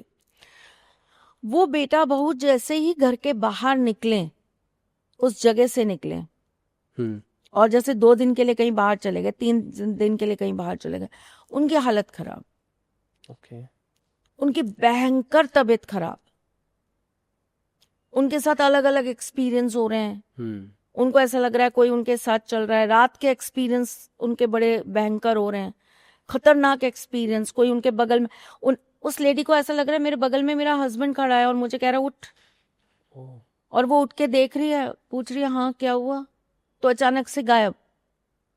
और वो ऐसे पलट के देख रही है तो हस्बैंड यहाँ सोया है। सोया हुआ। और सुबह जब दोनों हस्बैंड वाइफ उठ के उस एक्सपीरियंस को शेयर कर रहे हैं तो हस्बैंड कह रहा मेरे साथ भी तो यही हुआ था, और वाइफ कह रही है मेरे साथ भी यही हुआ था। लेकिन ये चीजें कब होती थी? जब वो घर के उस जगह से बाहर निकल जाते थे। जब वो अपने घर आ जाते तो उनको ऐसा कुछ भी नहीं लगता था, वो बड़ा लाइट फील करते थे, बड़ा अच्छा है, हैप्पीली माहौल, खुश है, कोई तबीयत खराब नहीं है, कोई सर में दर्द नहीं है, कोई ऐसी फीलिंग नहीं हो रही, कोई ऐसी दिक्कत नहीं हो रही। तो जब उन्होंने किसी से पूछा कि भाई ऐसा क्यों हो रहा है, हम घर में रहते हैं, हम बड़े अच्छे रहते हैं, बड़े खुश रहते हैं, घर से बाहर निकलते हैं किसी ना किसी से लड़ाई हो जाती है, किसी ना किसी के साथ में कुछ ना कुछ बहसबाजी हो जाती है, 2-3 केसेस हो गए, रोज पुलिस थाने जा रहे हैं, वहां कुछ ना कुछ होता जा रहा है, कभी गाड़ी का नुकसान हो रहा है, कभी कुछ नुकसान हो रहा है, कभी कुछ हो रहा है। बोले ये क्या हो रहा है हमारे साथ, हम घर में रहते हैं, हम सेफ रहते हैं, हम घर से बाहर जाते हैं। तब उन्होंने बताया कि आपके जो ये यहाँ पर जो बैठे हैं ना, जो भी देवता फॉर्म है, उन्होंने पर्टिकुलर एक देवता का फॉर्म बताया कि ये जो यहाँ बैठे हैं ना, ये उसको एक्चुअली आने नहीं दे रहे अंदर, और वो वहां तक खड़ा है। उन्होंने एक पर्टिकुलर जगह बोली कि वहां तक वो खड़ा है। तो उन्होंने वास्तु के लिए हमको बुलाया था कि आप वास्तु के लिए आओ हमारे पास चेक करने के लिए कि हमारे घर में ऐसा, मतलब उनको ऐसा लगता था हमारे घर में देवता है, वो हमारी रक्षा कर रहे हैं, और हम जब बाहर जाते हैं तो वो हमारे साथ नहीं जाते। तो उन्होंने पर्टिकुलरली बुलाया कि आप बताओ कि हमारे देवता हमेशा हमारे साथ चले। तो उन्होंने फिर ये बात बताई कि हमें किसी ने ऐसा बताया है कि वो जो है वो वहां तक खड़ा रहता है, और उन्होंने मतलब पर्टिकुलर जगह बताई कि ये यहीं तक खड़ा रहता है, इससे आगे आ नहीं पाता। तो जब हम लोगों ने चेक किया तो चीज तो बिल्कुल सही थी, वो बिल्कुल उन्होंने करेक्ट बोला था कि वो यहाँ तक रहता है, इसके आगे नहीं आ पाता। क्यों? क्योंकि वो जो देवता थे उनकी निगाह, जो नजर थी और उसकी जो रेंज थी, वो वहां तक कलेक्ट हो रही थी। ओके, तो वहां तक उसकी एंट्री नहीं थी। वो वहां तक उसकी एंट्री नहीं थी। और कमाल की बात आप ये देखिए कि जब दिन में 11:30 बजते थे ना, उसको उन्होंने कैसे नापा उस चीज को, जब हमने कैलकुलेट किया, दिन के 11:30 बजे की जो धूप होती थी ना, वो एग्जैक्ट उस पॉइंट पे जाती थी। ओके। जब चीजें निकाली तो उन्होंने कहा ये कैसे संभव हो पाएगा, ये कैसे चीजें हो पाएंगी। तो उन्हें फिर बताया कि आपका जब यही आपके रक्षा कर रहे हैं और यही आपको सब संभाल रहे हैं, तो फिर इन्हीं की चीजों को कुछ सिद्ध करके अपने साथ धारण करके चलो। तो उन्हीं के माध्यम से, उन्हीं के वहां पे ही पूरा पूजा वूजा करवा के उस जगह को थोड़ा सा और अच्छा करवाया गया, वहां थोड़ा सा और उसको प्रॉपर स्थान बनाया गया। फिर उनकी पूजा वूजा करके कुछ चीजें सिद्ध करी, कुछ उनके गेट पे और चीजें लगवाई, यंत्र वगैरह, कुछ उनको पहनाया, कुछ चीजें करके उसके बाद उनको रिलीफ मिला। जो इसीलिए मैम कहते हैं कि जब आप ऐसे रास्ते पर, जब पीछे पलट कर नहीं देखना चाहिए और ये सब सारी चीज़ें नहीं करनी चाहिए, वो सारी चीज़ें यहीं से आती है। क्योंकि आप जब कोई चीज छोड़कर आते हो ना, तो वो आपको पुकारती है। अब अगर आपने पीछे पलट के देख लिया तो वो आपके साथ आ जाएगी। देखिए इनके ना कुछ प्रोमिसेस हैं, ये कुछ चीजों पे, ये वैल्यूज पे, ये हमारे इंसानों की तरह पलटू नहीं होते हैं कि सुबह कहेंगे कुछ, दिन में वादा करेंगे कुछ और रात को करेंगे कुछ, ये ऐसे नहीं होते। इनके ना बड़े अच्छे अपने प्रोमिसेस काम करते हैं इनके साथ में। तो बेसिकली क्या है कि इनके कुछ वादे हैं, जैसे अगर जब तक आप हाँ नहीं करोगे, जब तक आप इनको ये नहीं कहोगे कि हाँ तुम मेरे साथ हो या तुम मेरे साथ रहो, तब तक ये बहुत लंबे समय तक आपके साथ नहीं रहेंगे, या आपको छोड़ के कहीं ना कहीं और किसी को ट्रांसफर हो जाएंगे। दूसरा इनका ये होता है कि अगर आपने इनको कहीं भी छोड़ने की कोशिश की, इन्होंने आपको आवाज लगा दी और आपने पलट के इनको देख लिया, तो ये आपके साथ वापस आ जाएंगे। समझा मैम। अच्छा मैम, एक चीज़, जैसे हम जिसका नाम नहीं ले सकते, आपने मना किया मुझे कि नाम मत लेना, हम सुनते हैं कि उनके अंदर इतनी शक्ति होती है कि वो प्रेग्नेंट भी कर सकते हैं। हाँ कर सकते हैं। हाँ हाँ हाँ हाँ कर सकते हैं, बेताल भी कर सकते हैं। अनगिनत आयु जी चुके होते हैं, आप काउंट भी नहीं कर सकते, इतनी आयु हो जाती है। और जैसे जैसे इनके, जैसे हमारी ये धरती है ना, ऐसे इनका भी एक लोक है। आप वहां पे जैसे जैसे वो स्टेजेस पार करते जाते हो ना आयु की, आपको एक वरदान मिलता जाता है। आपके साथ में एक चीज होती जाती है कि आप किसी को भी टच करोगे तो आपके टच किसी को समझ में आएगा। तो इन ये अनगिनत पावर्स के मालिक हो जाते हैं। आप एक, ठीक है, आप इनको एक नेगेटिव फॉर्म में देख रहे हो, लेकिन मैं आपको एक बहुत सच्चा किस्सा बताती हूँ। ये अगर अपने पर आ जाए ना, और ये आपको अगर पॉजिटिव देने लगे, तो ये आपको कुछ भी दे सकते हैं, कुछ भी। दुनिया की सारी शोहरत दे सकते हैं, नाम दे सकते हैं, पैसा दे सकते हैं, परिवार दे सकते हैं, प्यार दे सकते हैं, कुछ भी दे सकते हैं, और इसी अगर लालच ये में अच्छे हैं अच्छे तो। हैं तो ओके। और इसी लालच में लोग इनका इस्तेमाल किया जाता है। जी। ओके। पर ये शांत नहीं बैठ सकते। ये, इनका जो मालिक होता है, ये अपने मालिक से काम मांगते हैं। ये बेले नहीं बैठ सकते। ये हमारी आपकी तरह नहीं है कि आज काम नहीं है, कोई बात नहीं, आज आराम से बैठ के नेटफ्लिक्स पे पिक्चर देखेंगे। नहीं, बिल्कुल भी नहीं। आप इनको काम में उलझाए रखिए। अगर इनके पास काम नहीं होगा ना, तो ये अपने ही मालिक के ऊपर हावी हो जाएगा। अच्छा मैम, हम कई नाम सुनते हैं, आप प्लीज़ बताइए कि जो ऐसे ऐसे कौन से हैं जिनसे पीछा छुड़ा पाना सबसे मुश्किल होता है। जैसे पिशाच है, जल पिशाच है, खबीज हम सुनते हैं, बिरबिट सुनते हैं। खबीज बहुत भयंकर है। बरबिट भी है, लेकिन खबीज बहुत भयंकर है, सबसे खतरनाक खबीज, क्योंकि वो बहुत डेंजरस फॉर्म है।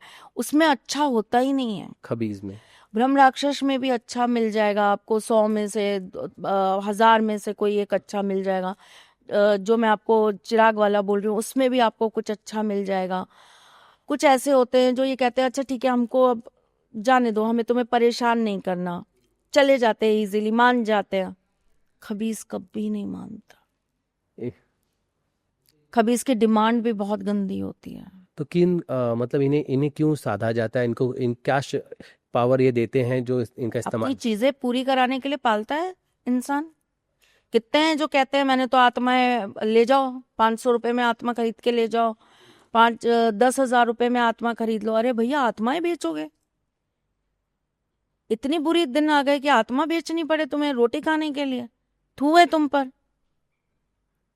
ओके, मतलब आप खबीज के थ्रू कुछ भी चाहे चाहे वो करवा सकते हैं, आप जो चाहे। खबीज आता ही नहीं ना कंट्रोल। अच्छा। खबीज कंट्रोल ही नहीं अच्छा, आता ना। कंट्रोल में नहीं आता। कंट्रोल ही नहीं आता खबीज। खबीज सबसे खतरनाक एंटिटी है। उससे भी है, लेकिन वो बहुत तो खतरनाक उसके है। पीछे छुड़ाने के लिए लोगों को क्या बहुत मुश्किल क्रियाएं लगती हैं। और खबीज एक ऐसी चीज है जिसके अंदर आपको जितनी पावर हिंदू सनातन की उसकी लगेगी, उतनी ही माउंटेन्स की भी लगेगी। दोनों रिचुअल्स अपने अपने स्तर पे चलेंगे तब उससे पीछा छूटता है। वो एक अकेले उससे नहीं खत्म होता। खबीज लोगों कोई खबीज को कोई सिद्ध नहीं करना चाहता, कोई नहीं रखना चाहता। सबको पता है खबीज 1 मिनट के अंदर मेरे ही गर्दन निकालेगा। खबीज से लोग बहुत डरते हैं, जो जानते हैं उसके बारे में। अब अनभिज्ञ आदमी है तो वो तो लालच में कुछ भी कर लेगा। खबीज काम तब तक करता है जब तक उसकी डिमांड्स चलती रहती है, उसको जो चाहिए वो मिलता रहेगा। ओके मैम, हम खबीज एक ऐसी एंटिटी है, मैंने कभी बताया नहीं है, मैं आज आपको बता रही हूँ। खबीज एक ऐसी एंटिटी है जिसकी डिमांड कैसी होती है पता है? मुझे पर्टिकुलर इस एज का बंदा चाहिए, उस एज में भी मुझे पर्टिकुलर वो इंसान चाहिए जिसका रंग गोरा है, उसमें भी मुझे वो चाहिए जिसकी हाइट इतनी है, उसमें से भी मुझे उसका कच्चा मांस चाहिए। और कच्चा मांस भी कहाँ का चाहिए कि मुझे पेट की ये चीजें निकालो, उसमें से जो मांस निकलेगा मैं वो खाऊंगा। वो इतना खतरनाक है। इस तरह की डिमांड होती है। इसका तो नाम ही ना लो तो अच्छा है। जय श्री राम। श्री राम। मैम, एक चीज़ हम देखते हैं ना, फिल्मों में हमें दिखाया जाता है कि आत्माएं आपस में बात कर रही हैं, इस तरह की चीज़ें। क्या है ये सच में? आप क्योंकि आप उस वहाँ से आती हैं, तो आप समझ पा रखती हैं क्या ये चीज़ें पॉसिबल है? हाँ हाँ, आत्माएं होती है करती हैं आपस में। अच्छा, कन्वर्सेशन होती है इनकी? होती है। अच्छा, मतलब ये इससे है।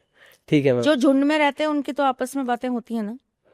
कुछ एंटिटीज होती है जो झुंड में ही रहती हैं, अकेली नहीं रहती हैं।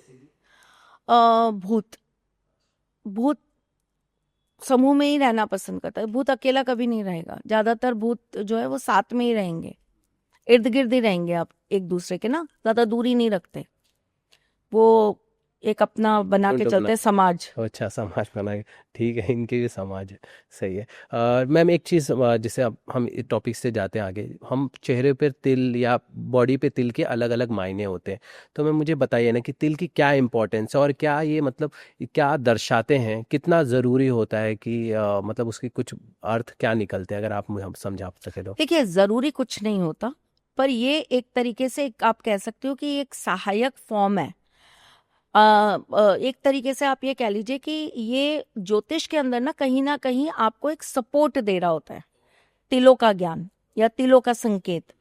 जैसे अगर हम किसी की कुंडली पढ़ रहे हैं, सपोज करिए, और उसकी कुंडली में हमने ये देखा कि भाई इस व्यक्ति के यहाँ पर जो है केतु बैठा है या शनि बैठा है।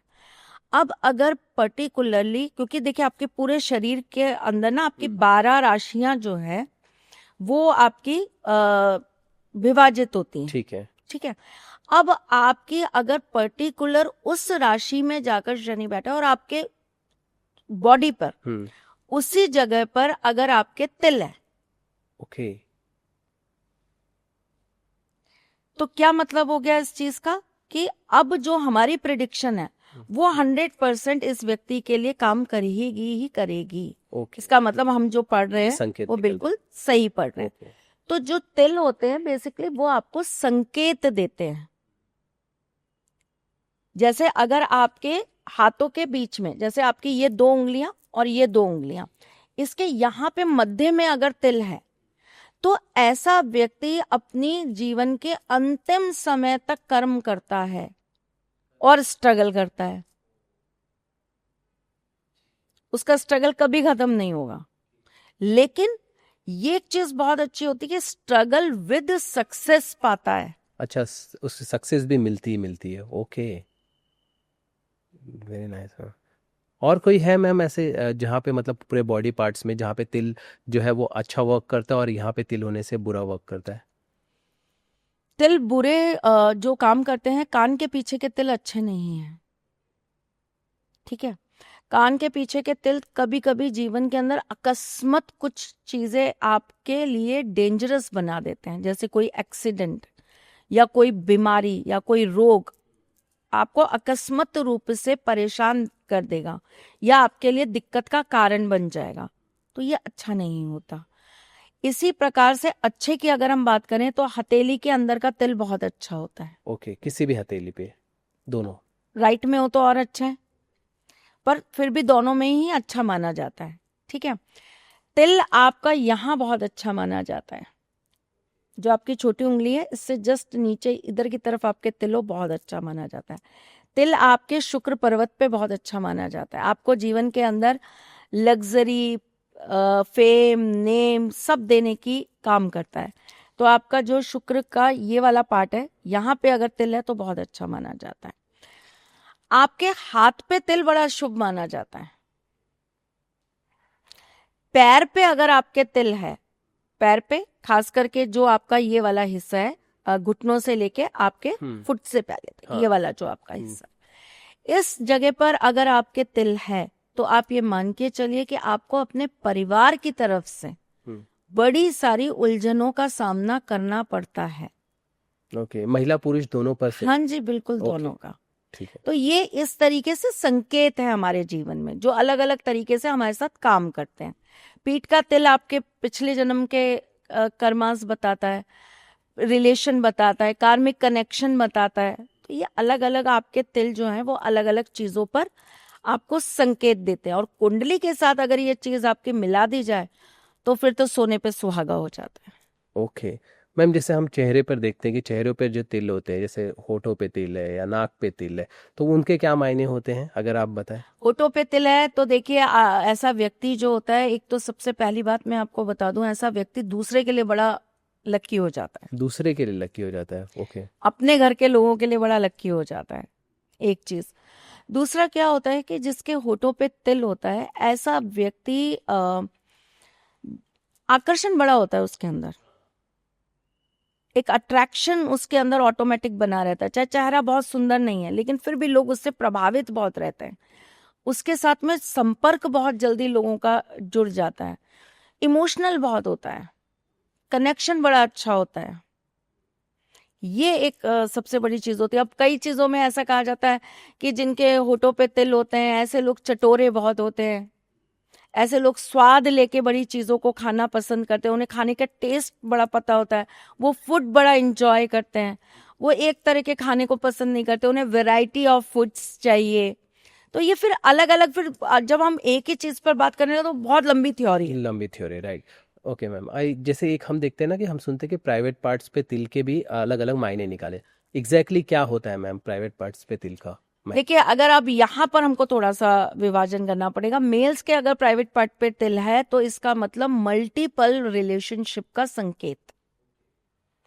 लेकिन मैं फिर आपको यहाँ पर एक स्टार दूंगी, जिसको आप प्लीज टर्म्स एंड कंडीशंस को पहले सुन लेना अच्छे से। ये तब ही है जब हम बात करें सिर्फ संकेत की, और आपके कुंडली में भी कुछ पर्टिकुलर ग्रह ऐसे हैं, जैसे शुक्र है, जैसे राहु है, जैसे चंद्रमा है, वो भी इस चीज के लिए आपको सपोर्ट कर रहा है। 8वें घर में अगर किसी के शुक्र राहु साथ में बैठे हैं तो उसके प्राइवेट पार्ट पे तिल होना लाजमी है। ओके, क्यों मैम ऐसा? वो बट नेचुरल प्रोसेस में ही आपको वो संकेत मिलेगा। ठीक है, तो अगर ऐसा है तो फिर ये प्रेडिक्शन हमारी कहीं ना कहीं काम करेगी। लेकिन ज्योतिष भी देखो संभावित चीजों पे चलती है ना, तो 0.1% में शायद ना भी हो सकता है कि उसके ऊपर गुरु की दृष्टि आ रही हो सकता है कि उसकी कुंडली के अंदर जो है उसका शनि बहुत अच्छा वेल प्लेस्ड बैठा हो, तो वो चीज कहीं ना कहीं कट हो जाती है। केतु जो है सपोर्ट कर रहे हो कुंडली को, तो वो चीज कट हो जाती है ना। तो उस अवस्था में, उस कंडीशन में फिर ये हमारी थ्योरी बदल जाएगी। ओके, फिर वहां पे ये चीजें नहीं करेंगे, वहां पे ये चीज वर्क नहीं करेगी। तो कई कई जगह पर हमको जो है चीजों को संकेत के रूप में लेना पड़ता है। अब जैसे कई लोग होते हैं वो हमारे पास आते कहते हैं मैम हमें टाइम नहीं एग्जैक्ट पता, तब ये चीजें बड़ी हेल्प करती हैं, तब बड़ा आनंद आता है इन चीजों को तब रीड करने में। तब ये साइड में खोलकर बैठ जाओ, अब सामने वाले से पूछो, भाई 12वें घर के अंदर ये ग्रह हैं तुम्हारे, अब बताओ कि तुम्हारे पीठ पे कोई तिल है? तब जाकर ये सारी चीजें समझ में आएंगी। महिलाओं के इसमें परफेक्ट में क्या होता है मैम? महिलाओं में उल्टा हो जाता है, वो और लॉयल हो जाती हैं, लेकिन उनके साथ फिर दिक्कत ये हो जाती है कि उनको कहीं ना कहीं किसी न किसी तरीके की हार्मोनल डिजीज हो जाती है, पीसीओडी और ये सारी चीजें, उनको इरेगुलर पीरियड्स आना, ये प्रॉब्लम्स उनको कहीं ना कहीं परेशान करने लगती है। वहां पे तिल होने का। मैम एक चीज हम सुनते हैं ना कि अगर किसी की जीभ जो है थोड़ी काली हो तो बोलते हैं जुबान काली, जो बोलता है सच हो जाता है, क्या ये सच है? हाँ बिल्कुल, जीभ पे तिल होना भी इस बात का संकेत है। तो वो जो भी बोलता है वो बात सही हो जाती है, ये बिल्कुल सही है। अच्छा, तो जुबान पे तिल का भी उसका वो इम्पैक्ट आता है। लेकिन अगर कुंडली में आपका दूसरा भाव जहां पर मंगल बैठा हो, या दूसरा भाव आपका बहुत स्ट्रांगली काम कर रहा हो आपकी कुंडली के अंदर, तब तिल हो चाहे ना हो, तब भी ऐसे व्यक्ति की बोली बात बिल्कुल सही हो जाएगी। कई कई केसेस में तो आप ये देखिए कि जिनके दूसरे घर में केतु बैठा है, ऐसा व्यक्ति अच्छी बात बोलेगा वो बात सही नहीं होगी, लेकिन अगर वो मजाक में भी कोई बुरी बात अरे यार क्या अभी जा रहा है, तो रुक जाना यार, अच्छा अच्छा जा जाके दिखा, देख अभी तेरा एक्सीडेंट होता है, हो गया। ऐसी चीज तो बोली नहीं चाहिए किसी को भी। नहीं बोलनी चाहिए ना, लेकिन पर्टिकुलर कुछ कॉम्बिनेशंस होते हैं जिनमें ये बहुत काम करता है। अब इंटेंशनली नहीं बोल रहा बंदा, उसका कोई उद्देश्य आपके लिए कुछ बुरा बोलना नहीं, वो चाहता नहीं आप जाओ, अरे दोस्त और बैठ थोड़ी देर मेरे साथ, अरे अभी रुक जा यार, अभी बहुत टाइम है, घर चला जाना, कोई बात नहीं, अभी थोड़ा सा टाइम निकाल ले, इतने दिनों बाद तो मिले। तो एक अच्छा भाव है ना, प्रेम का भाव है।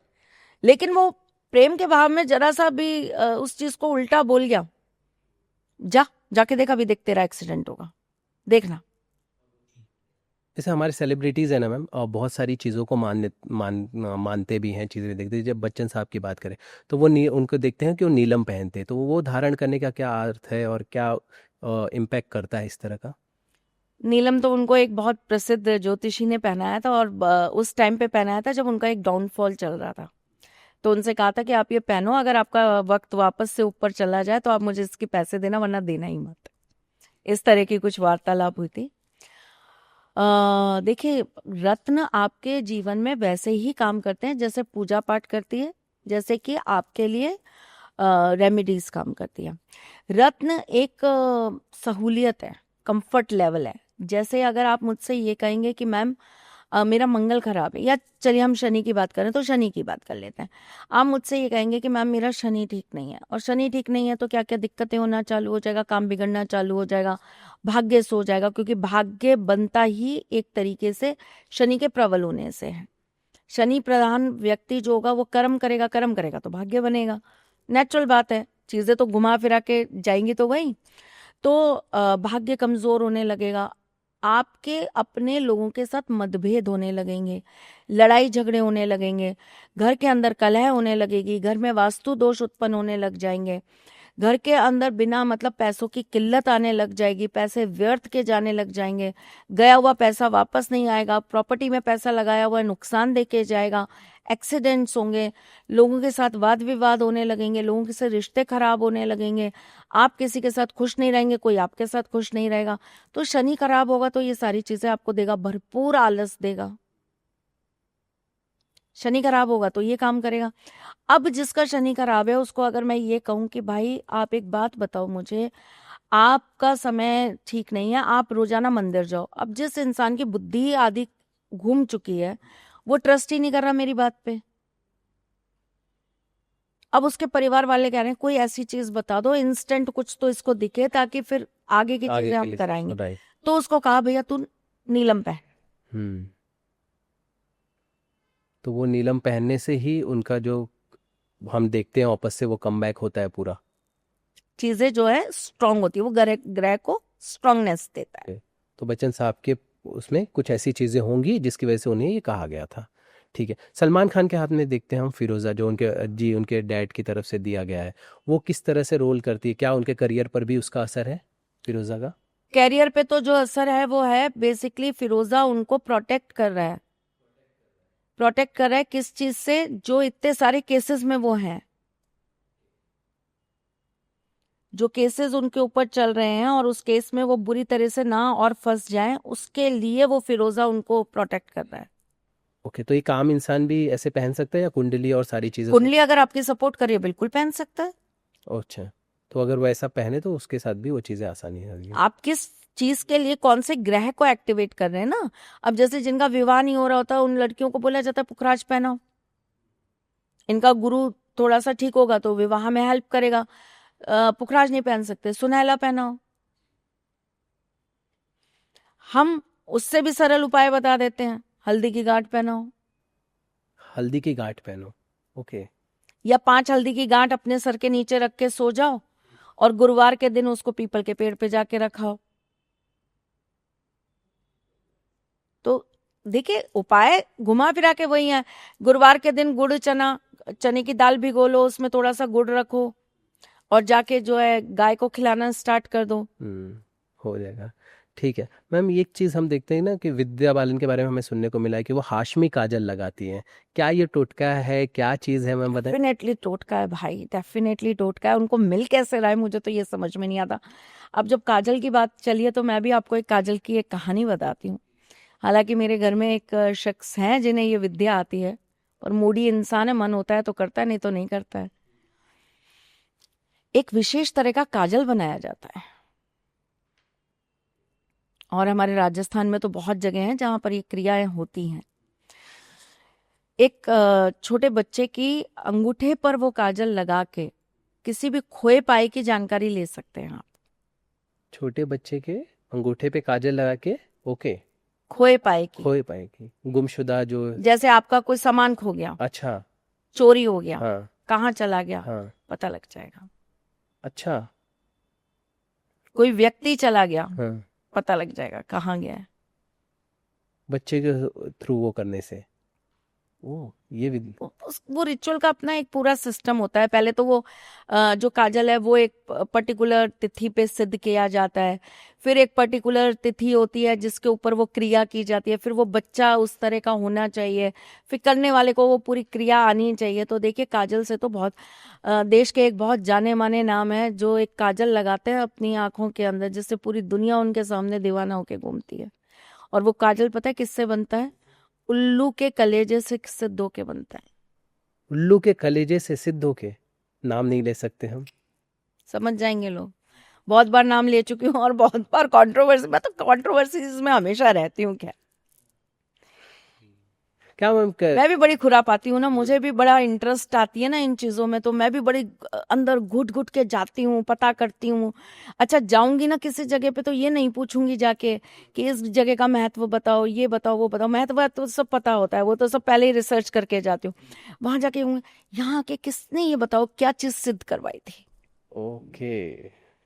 तो फिर कहीं ना कहीं से तो इन्फॉर्मेशन मिल जाती है। फिर इन्फॉर्मेशन जब बाहर ऐसे निकालती हूँ तो लोग, क्योंकि लोग ये काम करते नहीं है, रिसर्च करते नहीं है। हम जाके रिसर्च कर लेते हैं वो चीजें लाके साथ, तो ये तो यूं ही बोलती हैं, तो किसी के बारे में भी बोल देती हैं। ओके। ठीक है भैया। तो मैम जैसे मैं विद्या बालन जी की बात। हाशमी काजल। हाशमी काजल। तो मैं वो जानना चाह रहा था, क्या उससे करियर को कुछ ऐसा कुछ होता है ग्रोथ काजलों के थ्रू किया जा सकता है? हाँ।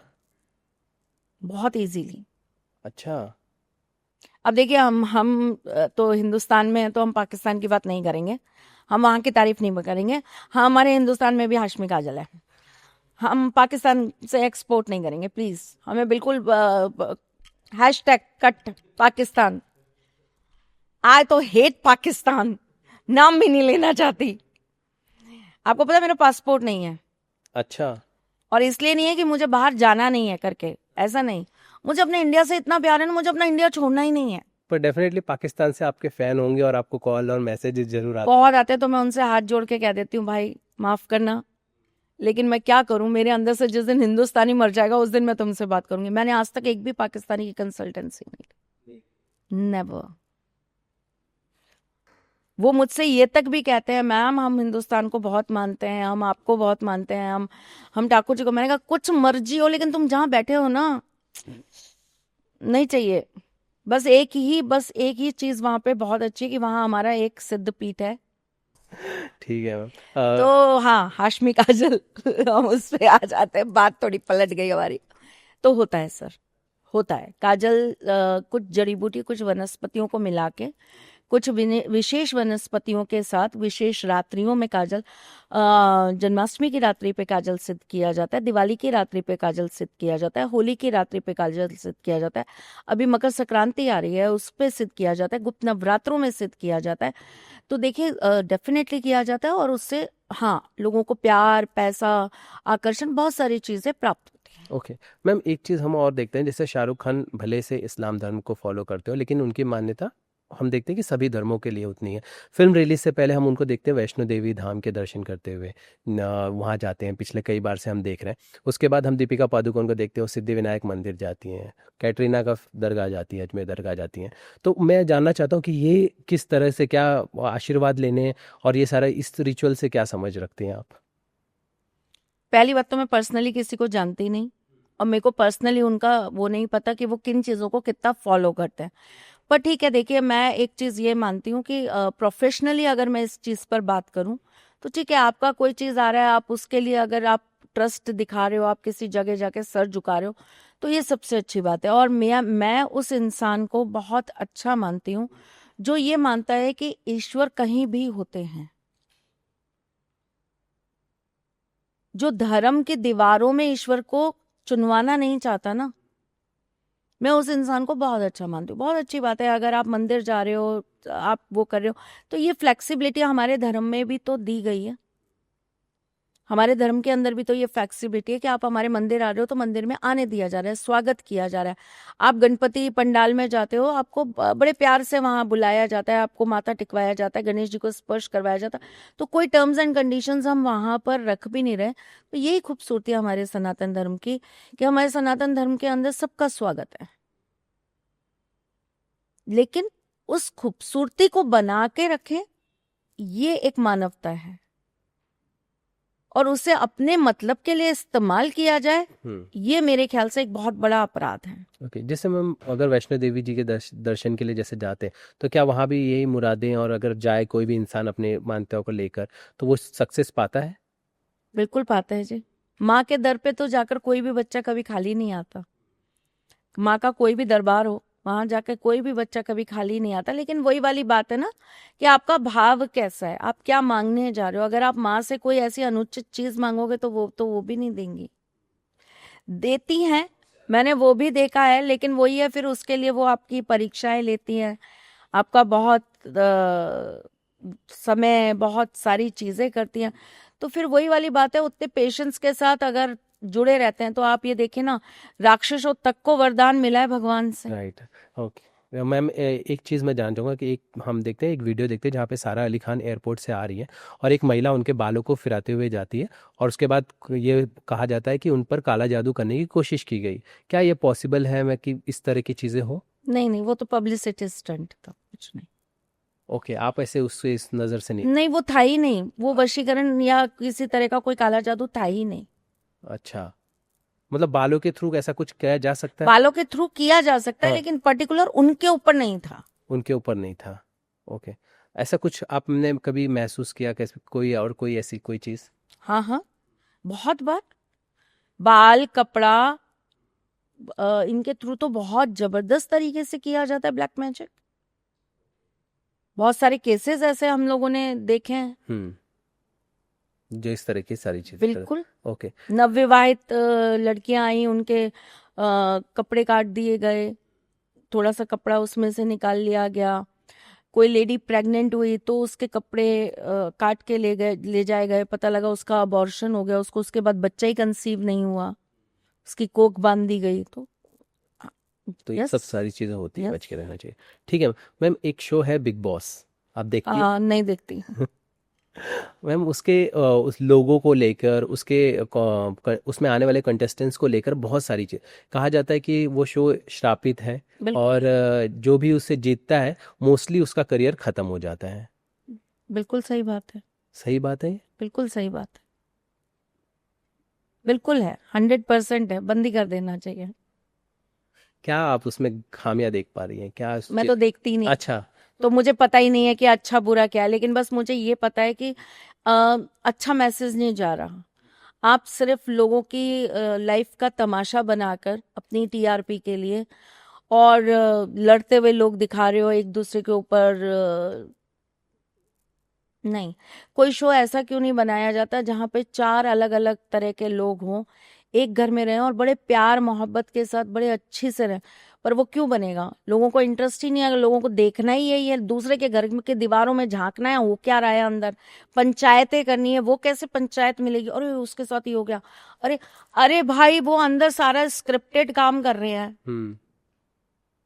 वो सारा वो काम कर रहे हैं जो उनको लिख के पहले से दिया गया है। उनको पता है कि उनको क्या करना है। उनको ये पता है कि अभी जिससे लड़ाई हुई है कल सुबह उसके लिए मुझे बैठ के ब्रेकफास्ट बनाना है और उसको प्यार से बैठ के खिलाना है। सब कुछ तो स्क्रिप्टेड है वहां पर।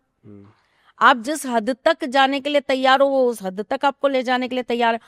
और फिर उस बात पे पब्लिक बड़ा विश्वास कर रही है, ऑडियंस बड़ा उस चीज पर वो करी, और आज तो इसने उसको ये कह दिया। अरे किसी ने किसी से कुछ नहीं कह दिया। बिग बॉस खत्म होने के बाद देखो, वो दोनों बैठ के ही चिल कर रहे होते हैं आपस में, एक साथ पार्टी मना रहे होते हैं। उसके बाद कोई किसी को कुछ नहीं कहता। एक स्टेटमेंट नहीं आती किसी एक कलाकार के दूसरे कलाकार के लिए। दोनों मिल भी जाते हैं कहीं पे तो बड़े प्यार से भाई, अरे भाई भाई भाई, गले लगते हैं भाई भाई भाई करते हुए। ऐसा क्यों? फिर ईगो उनकी बाहर तक काम क्यों नहीं करती? फिर कोई आज तक बिग बॉस में से बाहर निकलने के बाद उस लड़ाई को कंटिन्यू क्यों नहीं करता? कोई कंटेस्टेंट आपके पास आया है उसका, बिग बॉस से वाला? पारस जी के साथ तो पॉडकास्ट करके आई। अच्छा। हाँ। एक आधी और भी आए। हाँ, क्योंकि जैसे हमने सुना ना कि वहाँ पे कई बार कहा जाता है कि वहाँ पे महसूस भी, उन्होंने कुछ एनर्जीज को महसूस किया है। उन्होंने एनर्जीज को महसूस किया, और आप यकीन मानिए मेरे पास में 2-3 लोग आए जो बिग बॉस में रहकर आए हैं। और मैं आपको बताती हूँ, बिग बॉस के एक शो के लिए हमें भी बुलाया गया था, मुझे बुलाया गया था।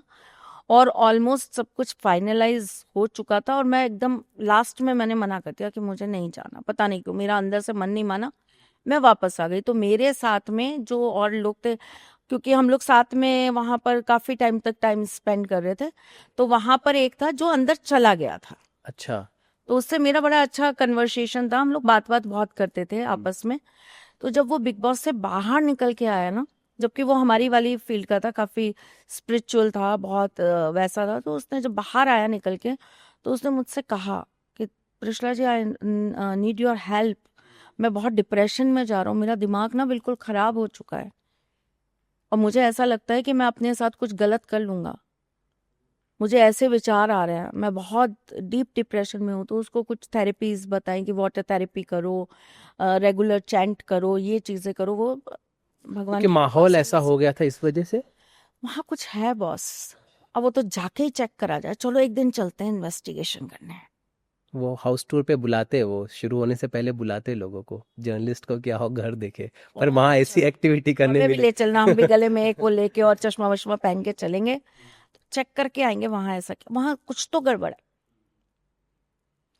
या तो मैं देखिए, मैं आई एम नॉट श्योर, इसलिए प्लीज मेरी बात पे ट्रस्ट मत करिएगा। मैं तो सिर्फ अपनी एक तरीके से मैं अपना नजरिया रख रही हूँ, आपको ठीक लगे तो ले लीजिएगा, नहीं लगे तो दिल पे मत लेना भाई, सीधी सी बात बता रही हूँ। मुझे ऐसा पता नहीं क्यों हमेशा महसूस होता है कि ऐसी चीजों को हिट करने के लिए, ऐसी चीजों को कारगर करने के लिए, या पब्लिक को अपने साथ जोड़े रखने के लिए, कुछ ना कुछ तो वहां पर गलत तरह का काम हो रहा होता है,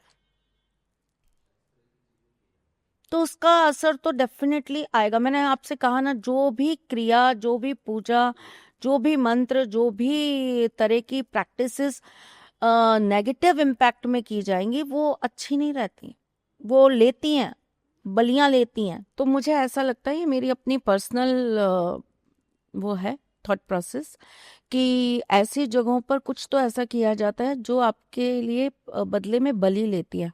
तो आप ये देखो ना कि जितने भी लोग वहां से निकलते हैं, उनमें से हर सीजन में से कोई ना कोई मरता जरूर है। हाँ, ये चीज़ भी हमने देखा कि काफ़ी आफ्टर कोविड के बाद से हम ये चीज़ें देख रहे हैं कि अब तो कई। आप इसको श्रापित कहेंगे, या आप इसको ये कहेंगे कि ये एक अ, जानबूझकर करी हुई एक ऐसी चीज है जिसमें हमें पता है कि हमें एक बलि तो देनी ही पड़ेगी। हम्म, सिद्धार्थ शुक्ला जी, उसका क्योंकि सोना। कोई भी तंत्र अगर नेगेटिव इम्पैक्ट का तंत्र किया जाता है, तंत्र के भी बहुत बहुत अच्छे तंत्र भी होते हैं, बहुत पॉजिटिव वे में भी तंत्र होते हैं, लेकिन अगर इस तरह का तंत्र होता है तो वो कुछ ना कुछ लेता है। हम्म, और जो ये सुर्खियों में बना रहता है, इसका जितना वो है, तो देयर इज समथिंग रॉन्ग। अब वो तो आप मुझे ले चलो वहां, तो मैं आपको पूरी सच्चाई बता दूं। हाँ, क्योंकि अगर सिद्धार्थ शुक्ला की बात करें, अभी रिसेंटली से शेफाली जरीवाला, जिस तरह से इतने हेल्थी लोग जो अपने फिटनेस को लेके इतने एक्टिव रहते हैं, उनके साथ अगर ऐसी घटनाएं घटे, तो ये क्वेश्चन मार्क, क्योंकि इंटरनेट पर काफ़ी ये बातें हो रही। जी, क्या समझ रख पाती मैम, ये तंत्र ही है वो। बिल्कुल है, हाँ? अगर आप मेरा पॉइंट ऑफ व्यू ले रहे हैं तो डेफिनेटली है। आपने शेफाली जरीवाला को पूरा देखा था इंसिडेंट आपने? देखा था मैंने। क्या समझ वहां पर आपको आई? शेफाली जरीवाला के साथ तो देखिए, तंत्र का तो मैं उतना नहीं कहूंगी कि पर्टिकुलर उनके ऊपर कुछ तंत्र हो रखा था। अब वो कोई चीज उनको हार्म कर रही हो, वो अलग बात है, लेकिन वो जिस तरह की चीजें इनटेक कर रही थी, जो भी वो ले रही थी अपनी फिटनेस के लिए या अपने आप को सही रखने के लिए, वो कहीं ना कहीं उनके लिए हार्मफुल हो गया, रिएक्शन हो गया। हम्म। क्योंकि उसके अलावा अगर हम दूसरे सीजन्स की भी बात करें, तो सोनाली फोगाट थी, उनका भी गोवा में हम देखते हैं कि अचानक उनकी न्यूज़ आती है। उसके बाद स्वामी ओम जी थे, उनके बारे वो में भी। मर गए थे। जी जी जी। तो मैं आपको वही सेम चीज तो बोल रही हूँ कि ऐसा क्या है, इतने सीरियल्स बनते हैं, इतने टीवी शोज हैं। अब आप देखिए, इंडियन आइडल है, ये अपना एक वो चलता है जिसके अंदर DID, dance India dance. DID हाँ डांस इंडिया डांस है, एक अपना इंडिया टैलेंट हाँ, करके, India India got got talent. Talent करके है। वहां तो ऐसा कुछ नहीं है। हम्म। बिग अब बॉस। कोई वंस इन अ वाइल कोई इंसिडेंट हो जाता है तो वो एक अलग बात है, कि भाई किसी के साथ कभी कोई इंसिडेंट हो गया कि कोई चलिए किसी को कोई हार्म हो गया या कोई चला गया दुनिया से, वो कोई 50 एपिसोड के बाद कोई एक बंदे के साथ हो गया तो देखो ये तो नेचुरल प्रोसेस है, दुनिया में किसी के साथ भी कुछ हो सकता है, लेकिन एक जगह पे हर बार कुछ ना कुछ होता है। आपकी पारस छाबड़ा से मुलाकात के दौरान उन्होंने कुछ ऐसा कुछ आपको बताया, हिंट किया जो इस सारी चीजें? नहीं। नहीं। हम्म, ठीक है मैम। हम दूसरे टॉपिक पे चलते हैं। हम ना बचपन से कहानियां सुनते थे और फिल्मों में देखते थे, इच्छाधारी नाग नागिन। आप थोड़ा सा, एकता कपूर जी अभी भी टीवी पर उन्होंने बना कर रखा है, पर अब बाकी नागिन 7 आ रहा है हाँ थिंक। जी जी जी। तो मैं जानना चाहता हूँ, क्या मैम सच में इच्छाधारी नाग नागिन होते हैं? क्या शास्त्रों में ये सारी चीजें हैं? होते हैं, नागमणि जैसी चीजें हैं? बिल्कुल है, प्लीज बताइए मैम। होते हैं।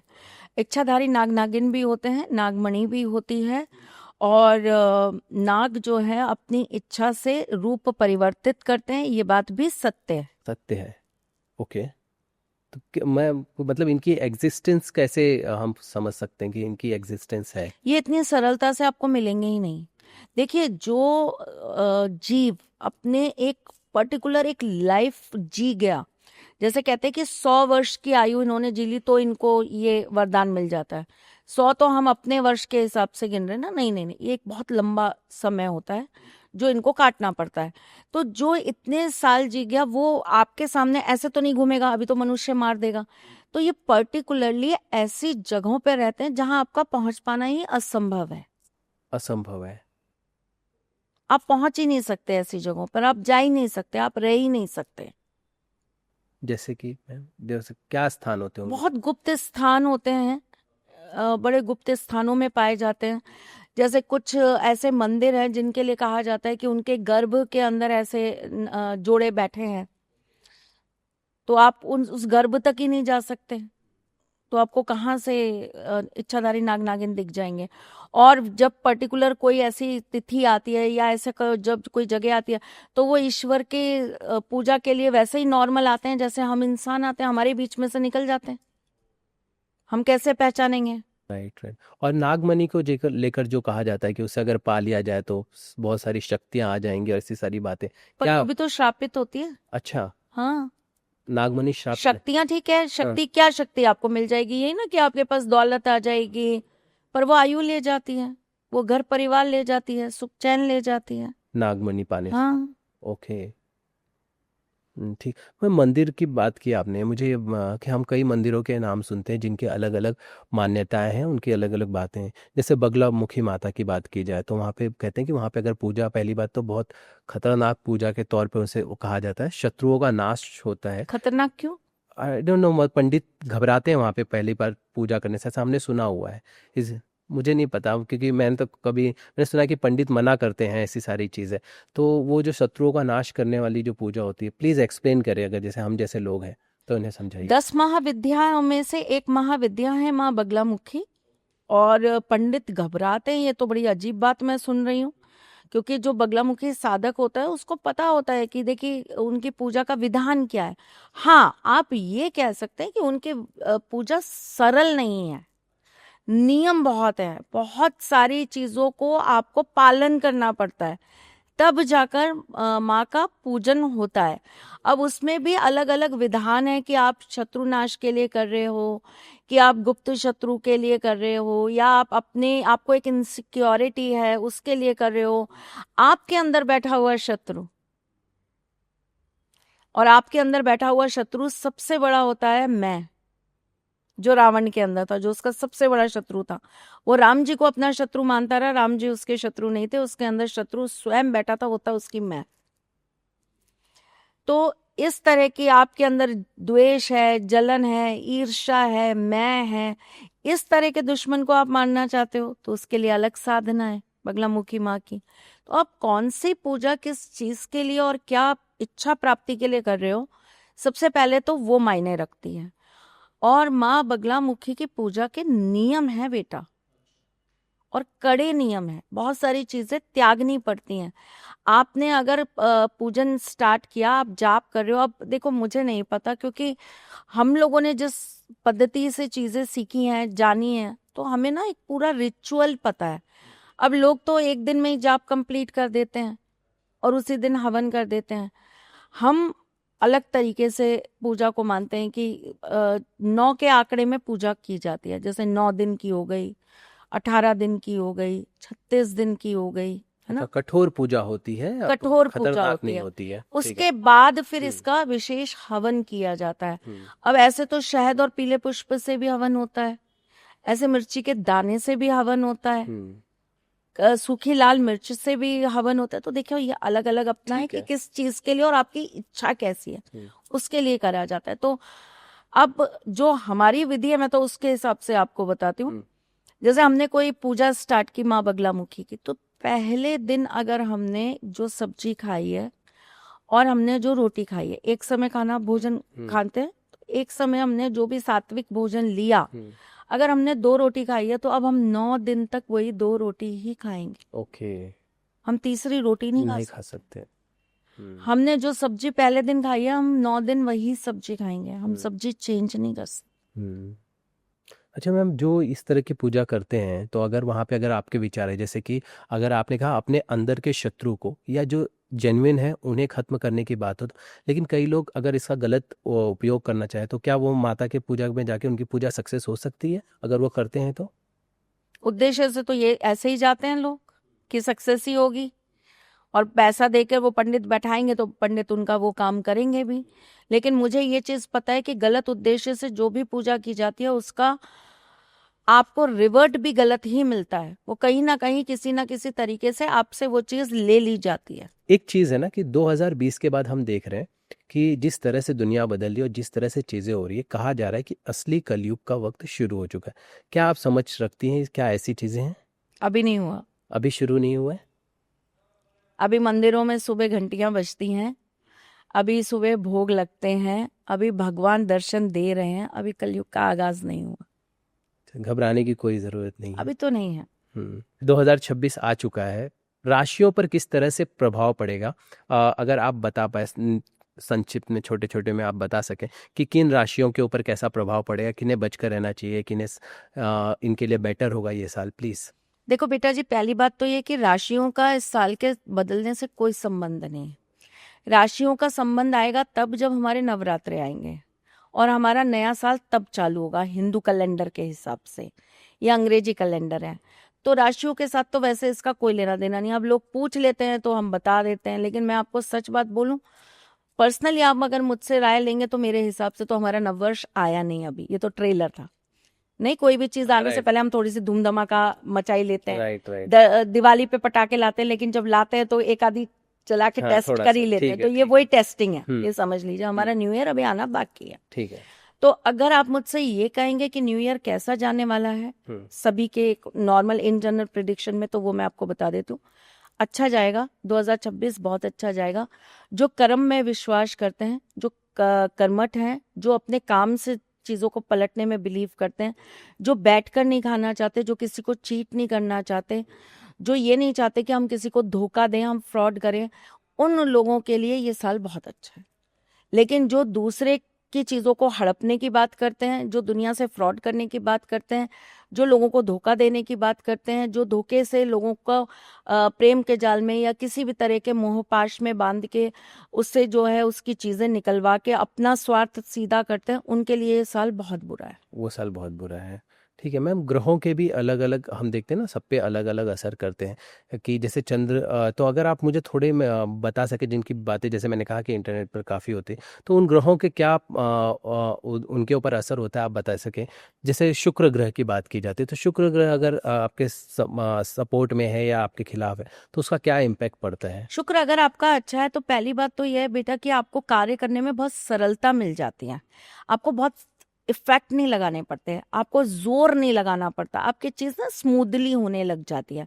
दूसरी चीज ये है कि आपको आगे से आगे अवसर मिलते हैं। जैसे आपने एक काम किया, सपोज करिए कि मैं यहाँ आई, मैंने आकर आपकी टीम से कांटेक्ट किया, आपकी टीम ने कह दिया हाँ बिल्कुल अवेलेबल है, आ जाइए, अपन पॉडकास्ट कर लेते, इजीली काम हो गया। अभी यही मैं आई हुई हूँ, मैं 4 दिन रुकी हुई हूँ और आप मुझे कह रहे हो अच्छा कल देखते हैं, अच्छा परसों देखते हैं, 4 दिन रह के चली गई, काम हुआ नहीं और हमारा पॉडकास्ट हुआ नहीं, हमारी बात नहीं हुई, तो मेरा आना बेकार हो गया। मैंने 4 दिन वेट भी किया और मेरा काम आउट। तो शुक्र अगर अच्छा है तो वो 4 दिन की बर्बादी नहीं मिलेगी, काम आपका आगे से आगे प्लान वाइज होता रहेगा। शुक्र अगर आपका अच्छा है तो आपको लाइफ के अंदर पैसा, लग्जरी, ये सारी चीजें बहुत इजीली अवेलेबल हो जाएंगी। अब अगर हम नॉर्मल बात करें, जैसे अगर ठीक है बहुत बड़ी शो ऑफ की बात नहीं करते, हम छोटे से, मैं एक मिडिल क्लास व्यक्ति की नॉर्मल की बात करती हूँ। देखिए हर ये तो जरूरी नहीं है कि जितने स्टार हैं उन्हीं का शुक्र अच्छा है, शुक्र तो और भी लोगों का बहुत अच्छा है, तो वो स्टार क्यों नहीं है। बात तो हम इस बात पे करते हैं ना। तो देखिए जिसका शुक्र अच्छा होता है उसके पास चाहे 2 BHK का घर है, लेकिन आपको उसके घर में ना बड़ा सुकून मिलेगा। आपको वहां जाके एक अलग सा वाइब्रेशन, एक अलग सी फीलिंग जनरेट होगी। आपको ये समझ में आएगा कि नहीं, इस घर में आके ना बड़ी सात्विकता है, बड़ा कुछ ऐसा है जो यहाँ रहने का मन है। अच्छा, एक आज सोचा था 2 घंटे के लिए, 4 घंटे कैसे निकल गए पता ही नहीं चला। सेम शुक्र प्रधान व्यक्ति के साथ होता है। हम ये सोचते हैं कि अरे उससे 15 मिनट की मीटिंग करेंगे, हम उससे आधे घंटे की मीटिंग करेंगे, लेकिन पता ही नहीं चलता 5-5 घंटे कैसे निकल गए। बातें हो रही हैं, बातों का लुत्फ हो रहा है, बाकी काम है, अरे बाद में कर लेंगे, अभी तो आपसे बात करने में आनंद आ रहा है, आपसे मिलके बड़ा अच्छा लग रहा है। और फिर ऐसे शख्स से मिलने के बाद आपके ख्याल में, आपके जहन में वो इंसान बहुत दिनों तक बना रहता है। मैम आपका शुक्र प्रधान का है क्या? क्योंकि मैं बातें कर रहा हूँ और मुझे सच में बहुत मजा आ रहा है और इतना वक्त हो गया प्लीज। पता नहीं बेटा, ईश्वर का आशीर्वाद है। और वैसे भी जो भी ठाकुर भक्त होता है उनका शुक्र तो अपने आप अच्छा हो जाता है। ओके मैम, शनि जी को लेकर भी, शनि ग्रह की बात भी ऐसी कही जाती है, उनके बारे में बताइए कि उनके पॉजिटिव और नेगेटिव क्या इम्पैक्ट रहते हैं। हाँ, शनि बहुत डिसिप्लिन्ड है, बहुत सख्त टीचर है। शनि अपनी शर्तों पे चलते हैं, शनि आपकी शर्तों पे नहीं चलेंगे। मैं दिन में घर से निकलता हूँ, मैं 4 बिस्कुट के पैकेट बांटता हुआ आता हूँ, तो मैं नहीं मानता तूने कुछ पुण्य किया।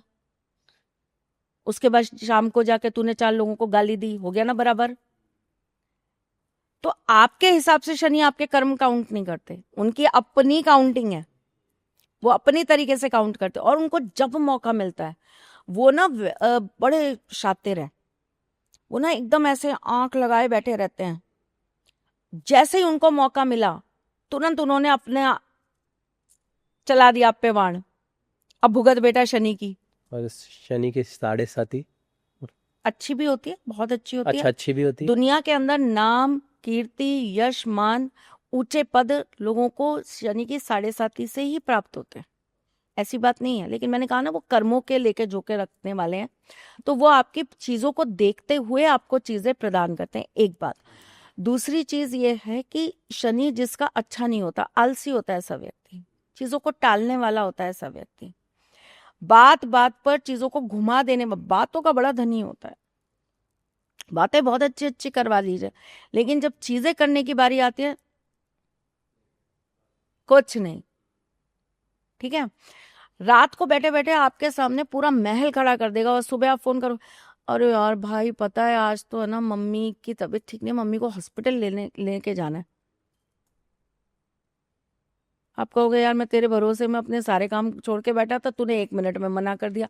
रात को तो तूने इतने बड़े बड़े पहाड़ खड़े कर दिए थे, मैं तेरा ये करा दूंगा, इससे मिला दूंगा, इससे मीटिंग करा दूंगा। तो शनि जिसका अच्छा होता है ना, वो व्यक्ति कभी भी अपने कमिटमेंट्स नहीं तोड़ता। उसका क्या आपको आएगा, मम्मी की तबीयत ठीक नहीं है, मैं पहले एक बार मम्मी को दिखा के 2 घंटे बाद भाई तेरे साथ पूरे दिन आज लगाऊंगा, चाहे पूरी रात लगा के मुझे आज तेरा काम करना पड़े, पर तेरा काम जरूर करूंगा। ये शनि अच्छे होने की निशानी है, शनि बुरे होने की टालना। ओके, ठीक है मैम। मैं समझ सकता हूँ कि काफ़ी हैं, अब हम बात करेंगे तो बहुत लंबी चर्चा हो जाएगी। मुझे पॉइंट में बताइए, पैसों के लिए कौन से ग्रह का साथ होना आकर्षित करना ज़रूरी होता है अगर पैसे शुक्र। पाने के लिए? अच्छा, पैसों के लिए है। सेक्स लाइफ के लिए बेटर करने के लिए किस ग्रह का साथ होना ज़रूरी? शुक्र अच्छा, ये भी शुक्र है। फिर राहु केतु कहाँ जाते हैं मैम, ये इनका क्या रोल है? सपोर्टिंग काम करते हैं। सपोर्टिंग काम करते हैं, ओके। जैसे मैम 2026 की बात करें तो हम कह रहे हैं कि सूर्य का साल है, तो ये इनका विशेष किसी ग्रह पर असर पड़ेगा, विशेष किसी को बचकर रहना चाहिए, ऐसा कुछ है ये साल? नहीं नहीं, नहीं, ऐसा कुछ नहीं। ऐसे सब उसके रहेंगे। ठीक है। आपके काम अच्छे हैं, आपकी वैल्यूज अच्छी है, आपके कमिटमेंट्स ठीक हैं, आप काम में आलस नहीं दिखा रहे हो, आप काम को प्रॉपरली करने पर बिलीव कर रहे हो, आप लोगों के साथ अपने रिलेशन अच्छे रख रहे हो, किसी से जेलेसी नहीं कर रहे हो, किसी के लिए मन में बुरी भावना नहीं है, तो साल आपके लिए बहुत अच्छा है। ठीक है मैम। मैम एक चीज़ होती ना, मैंने ये ज़रूर मैं आपसे जानना चाहूँगा, सपनों को लेकर काफ़ी बातें होती हैं कि हम ना सुबह का सपना देखा, अर्ली मॉर्निंग में या फिर लेट नाइट में हम ऐसे सपने देखे। कई बार सपने डरावने होते हैं सर, कई बार सपने अच्छे होते हैं, आज हमने उन्हें देखा। तो इसका महत्व तो बताइए, क्या सपनों सचमुच किसी चीज़ का हिंट करते हैं, हाँ कुछ इशारा करते हैं? हाँ, ओके। संकेत देते हैं। स्वप्न शास्त्र अपने आप में एक पूरा शास्त्र है, अच्छी खासी बुक है उसके ऊपर। तो स्वप्न संकेत देते हैं। सुबह का सपना कहते हैं ना सच्चा होता है, क्यों? क्योंकि उस समय की वाइब्रेशन सपनों की बहुत पॉजिटिव होती है। अगर सुबह आप कोई अच्छा सपना देखते हो तो डेफिनेटली वो चीज़ आपको किसी न किसी रूप में आपके साथ मिलती ही मिलती है। लेकिन सपनों की दुनिया को समझना इतना आसान नहीं होता। अर्थी दिखना अच्छा होता है, शादी दिखना अच्छा नहीं होता। अच्छा, सपने में? ओके, मतलब वो बंदा एंजॉय कर रहा है कि शादी हो रही है, वो उसके लिए बुरा है, बुरा है, और वो जो अर्थी देख रहा है वो उसके वो लिए अच्छा है। अच्छा है। ओह! और ऐसे क्या है मैम, तो प्लीज? सपने की दुनिया जो है ना वो बड़ी बहुत विचित्र। गोलमाल दुनिया है। जैसे सपनों की दुनिया के अंदर पौटे दिखना अच्छा है, खाना दिखना अच्छा नहीं है, सब ऑपोजिट है ना?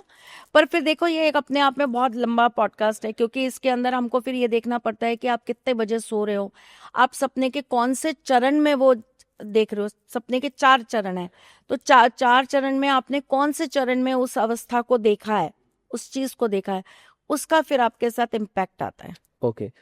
एक चीज़ मैम ये जानना चाहूँगा कि जैसे कि कई बार जो अगर परिजन कोई चला जाए, तो अगर उसे सपने में देखा जाए तो उसके क्या मायने निकलते हैं? अगर कोई परिजन आपको बार बार सपने में दिख रहा है तो एक उसका अब समय है।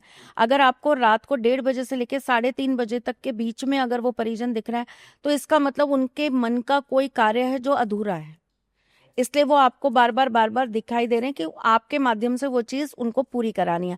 अगर वो आके बार बार आपसे खाना मांग रहे हैं तो उनके नियमित दान पुण्य जरूर करिए, ओके। ठीक है? हाँ। लेकिन यही सपना अगर आपको बिल्कुल सुबह सुबह दिखाई दे रहा है, या यही सपना आपको सोते ही दिखाई दे रहा है, हम्म। जैसे आप 10 बजे सोए और आपको 10:30-11 बजे तक ये सपना दिख गया हाँ। अपने गए हुए व्यक्ति का, तो ये आशीर्वाद का एक रूप है कि उस व्यक्ति का आशीर्वाद या उसके जो पुण्य है वो आपको प्राप्त होंगे। जैसे मैं आपको एक चीज बताती हूँ, लोग ये कहते हैं कि दुनिया का सबसे बड़ा जो दानी है वो दानवीर कर्ण है, और कर्ण को लोग इसलिए दानवीर कहते हैं क्योंकि उन्होंने कुंडल और उन्होंने अपना कवच जो है वो दान में दे दिया। नहीं, कर्ण इसलिए सबसे बड़े दानी है क्योंकि उन्होंने अपनी मृत्यु से पहले ब्राह्मणों को अपना पुण्य दान में दे दिया और खुद नरक गए।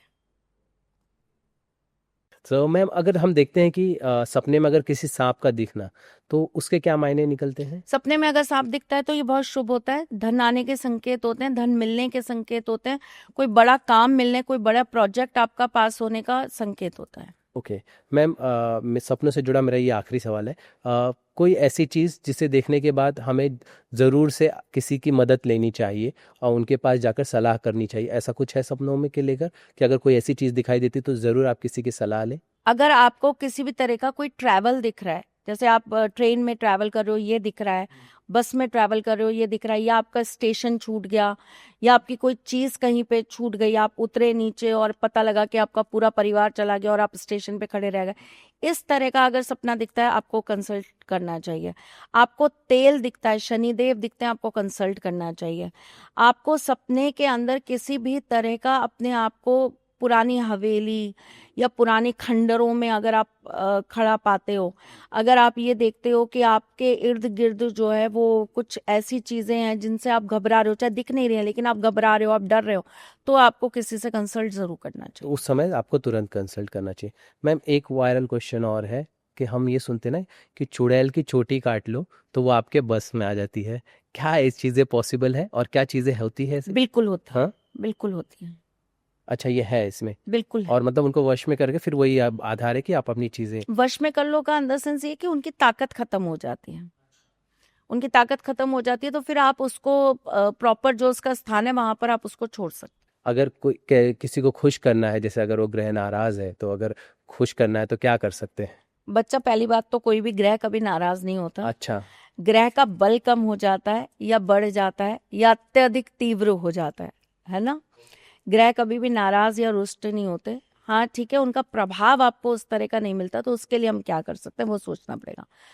तो जिसका शुक्र अच्छा नहीं है या जिसके शुक्र से उसको अच्छे फायदे नहीं हो पा रहे हैं, तो पहली बात तो ये, ऐसे व्यक्ति को शुक्रवार की रात्रि में अपनी नाभि पर इत्र जरूर लगाना चाहिए,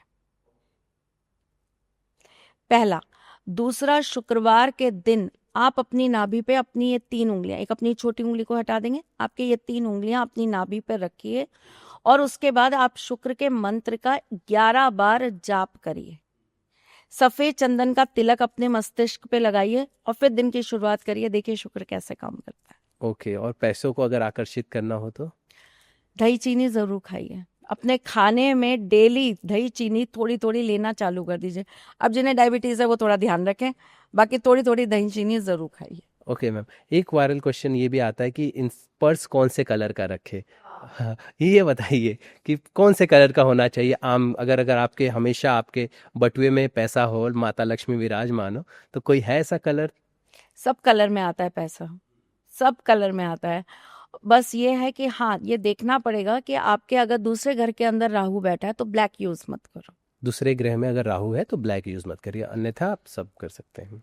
okay ma'am, thank you so much. Thank you.